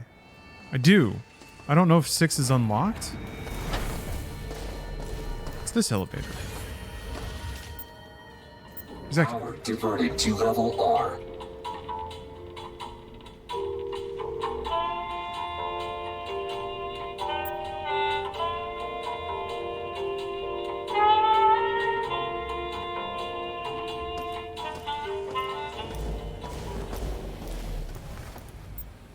Does that mean I have to hit the shields?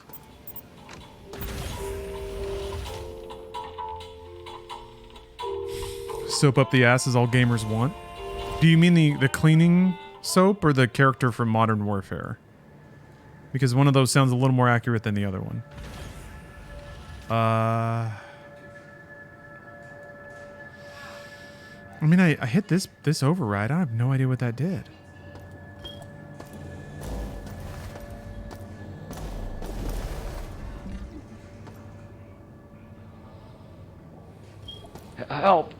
Help me. Somebody, please help me. I'm dying out here. Please help me. Sounds like Barney's stand-up set isn't going so well, huh? Thanks for the cheer, Marzora. Damn it, I don't have this freaking card yet. That's so annoying. It just like locks off half. I have to run all the way around. I guess maybe I can go through this way. I feel like I should probably have picked up that card. Help him. I could, I guess. I don't know. Whatever.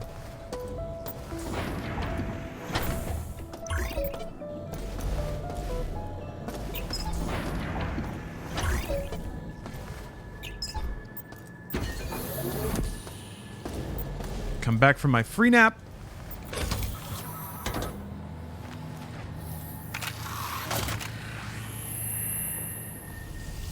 Yeah, poor Barney wasn't built for Citadel. I have not played... I played Black Mesa a little bit. I think I played like the first part of it. Oh, this is not a hardcore run.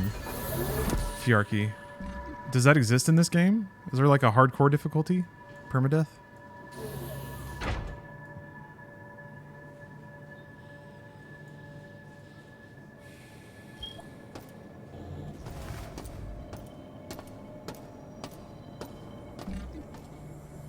Do you know System Shock was inspired by the movie Passengers with Chris Pratt?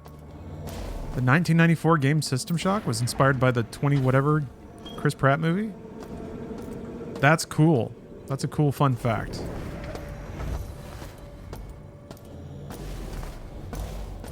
I guess they invented time goggles for the sake of watching Passengers with Chris Pratt so that they could see the movie And be like, good. All right, good. Now we know what Passengers with Chris Pratt is like.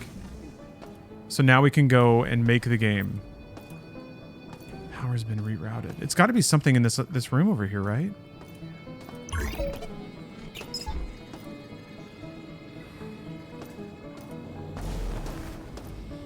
Imagine trying to make a video game without having seen Passengers by with Chris Pratt in it. How difficult must that be? You know? To really try to do anything creative having not seen Passengers with Chris Pratt. Couldn't be done. I don't think anyone has, to be honest. How did any other form of art exist before Passengers with Chris? I haven't seen that movie. That's fine. I don't think I need to. I will one of these days. I know it's that kind of movie. When it's old enough. You what? Sorry. I feel like since I've experienced so many works inspired by it, that in a way it felt somewhat unnecessary to watch. But now that I've expressed that out loud, I see just how foolish it was to think that.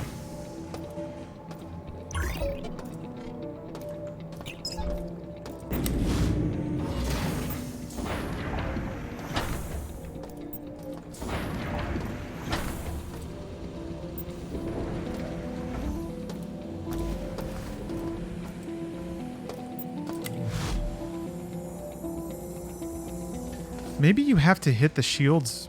No? I don't think you do.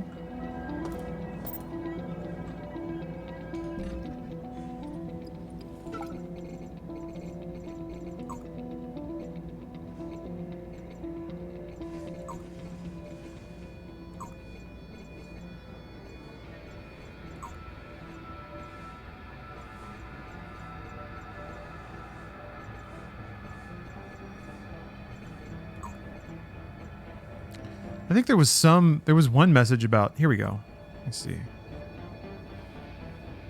Find some shields. Get up to the research level, get 22, get the safety override code in the research library. Laser. Okay. Laser can be fired from a research central control after you enter the safety override code. All right, to research. No Steph stream? Huh?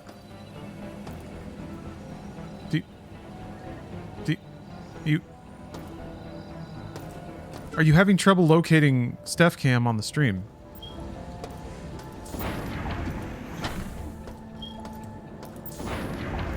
Oh, she doesn't have her own channel. No.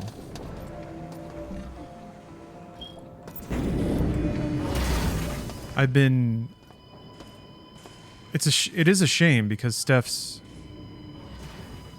always diplomatic expressions while playing COD are fantastic and worthy of being captured and heard.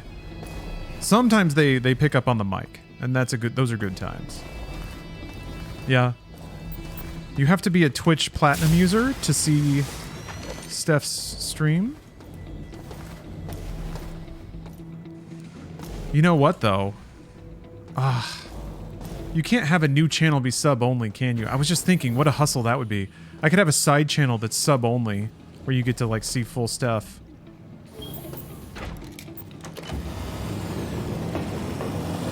Oh, is this the radiation cleanser?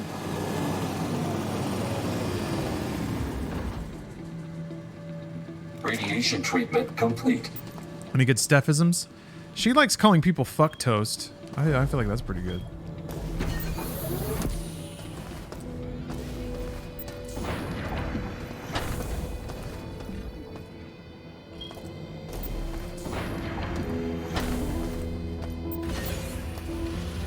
Or just say dick cheese once. Yeah, she's pretty good at saying... She's pretty good at saying things. Steph's a masterclass COD player. Alright. Here we are. Research.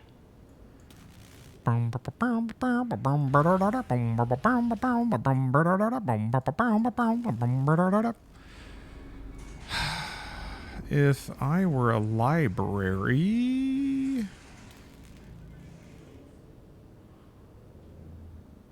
I don't know what that is.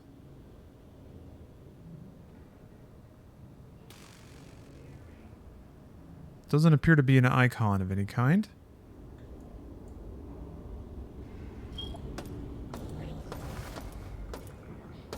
I guess I gotta run over there and find out.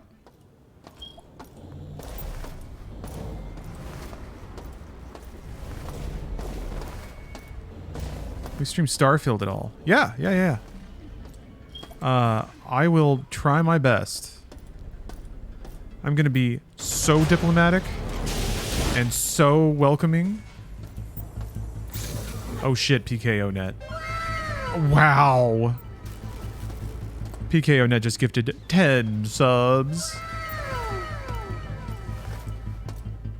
Which is some beautiful, beautiful big gamer weekend energy. Alright. All I had to do was this.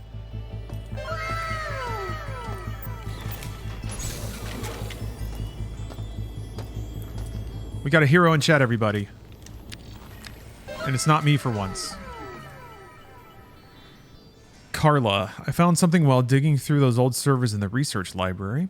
There was a chain from a few decades ago that had every one of the higher-ups on it. They were talking to a psychologist called Jeffrey Hammer, who proposed the following. Citadel Station should be remembered for how it contributed to humanity's ongoing exploration of the cosmos. This is why I suggest we utilize this moment to study the two major impacts on the human psyche during space travel, anxiety and stress. To accomplish this, the design of each level of the station should be made in such a way that it induces these emotions. Having the staff of the station working and living in these spaces for months or years at a time can tell us so much more than any computer model ever could. The importance of this data set in designing ships cannot be understated. I always knew something was off about this place. We are just rats in a maze. That's cool. I don't think, unless I didn't find it, that specific log wasn't in System Shock 1. But they're still both very cool ways of acknowledging that the game, like, by virtue of it being a video game, is, like, somewhat maze-like. Man, you can get this far without the data reader? Darcy, this is Stacey Everson. I wanted to report another wormhole has been flagged by Astral Diagnostics. It's stable and practically in our backyard. And the radiation levels and gravimetric readings. I think I found the other end of the wormhole. I'd recommend sending a probe, see if it heads anywhere. But I doubt anything would survive the trip.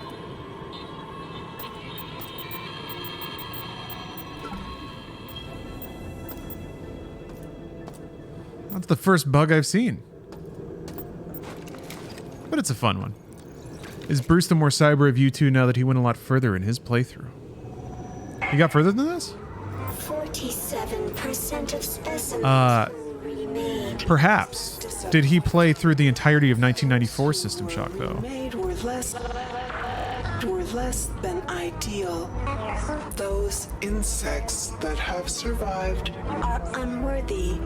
and scattered to the darkest corners. The flaw must lie within them. Earth will have a proper Spectrum for my virus to grow. more testing to refine. It must be done. Jiggly. Step Shodan, I'm stuck. Let's hack. I'm gonna hack and then I'm gonna eat a chicken salad. How far did Bruce get? Oh, I should just ask him. I would never have guessed Bruce would be into immersive sim. But Bruce has been, like, picking up all kinds of games since he started streaming. It's been pretty cool. He said he was super into the Final Fantasy 16 demo, which is rad. Nicky Poop, thanks for the sub. You saw my wiggle legs? You saw my legs wiggle?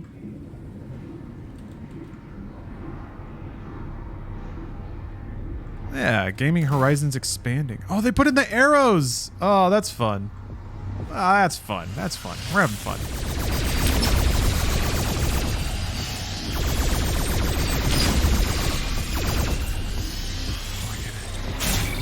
Drill upgrade.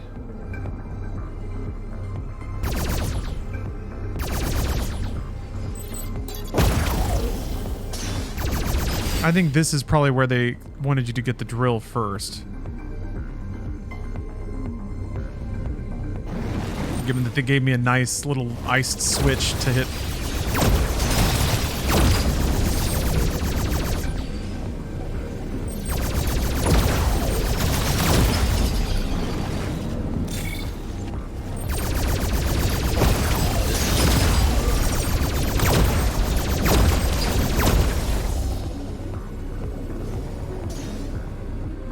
Took a hit. Yeah, it's an exchange of culture.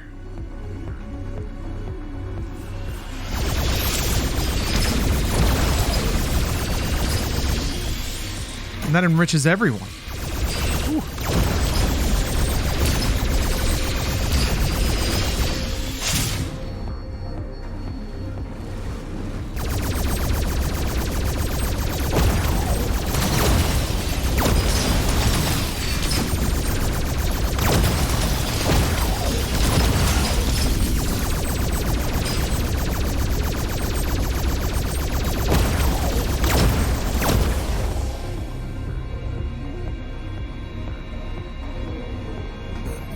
Crazy to me that this isn't how we surf the web. Or isn't it crazy that this is how we surf the web? That is crazy. Who wouldn't want to do this every day when they log in to check their email?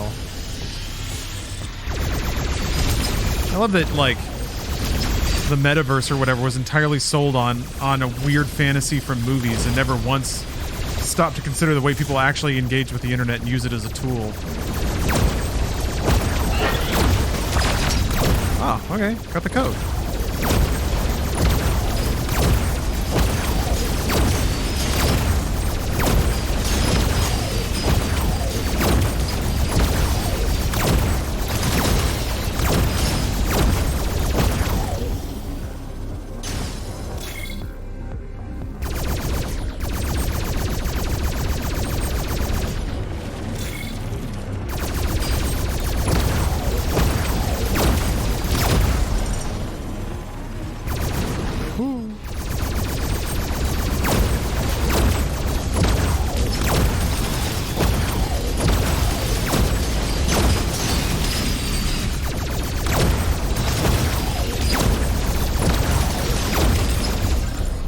Missing is the verification cans.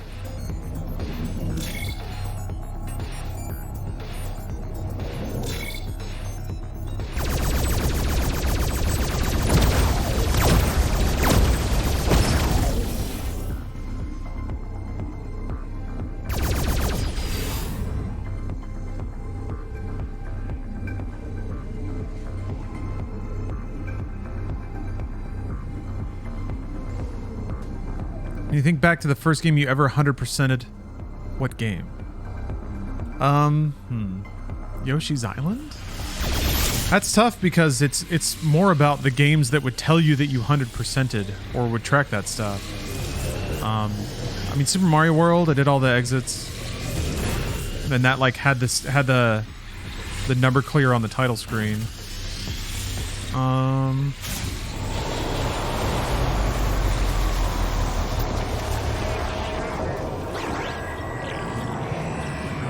Yeah, probably something like that.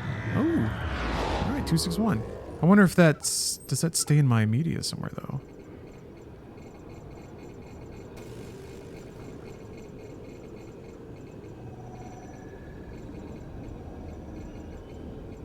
Maybe not.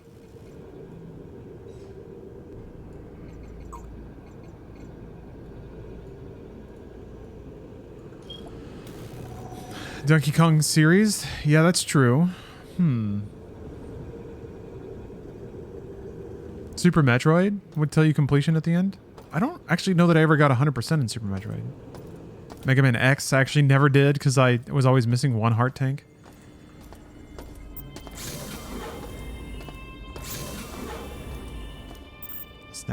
Snackatron. Snackatron is your oasis in the stars. Thank you for reminding me that I have a chicken salad to eat, which I will do. Say 40. Does it just give you a random number or something? Anyway. Yeah, Ocarina of Time. I think I must have 100%ed that at some point. I guess as a kid, it was hard for me to know if I did get everything or not. Unless the game said 100%, or it said, like, you did it. All right. Yeah, I'm gonna eat a salad, and then I'm gonna come back, and might switch up into Liza P, the Liza P demo when I come back. That seemed good to me. Let's see here. Let me write this down before I forget. 261? It was 261. It was 261. It's fine. 261. Yep. 361. The code I'll never forget. 362. All right. Thanks for watching so far. Okay, that's fine. This might be a bad photo, but nah, it's fine. Everything's fine. I'll be back with more gaming soon, and Street Fighter later on. If anything I said in the last couple of hours has annoyed you, that's good. Because then you can watch me get absolutely destroyed at Street Fighter and become a gibbering, whining, crying mess. It'll be a good time. See you soon, and thanks for watching.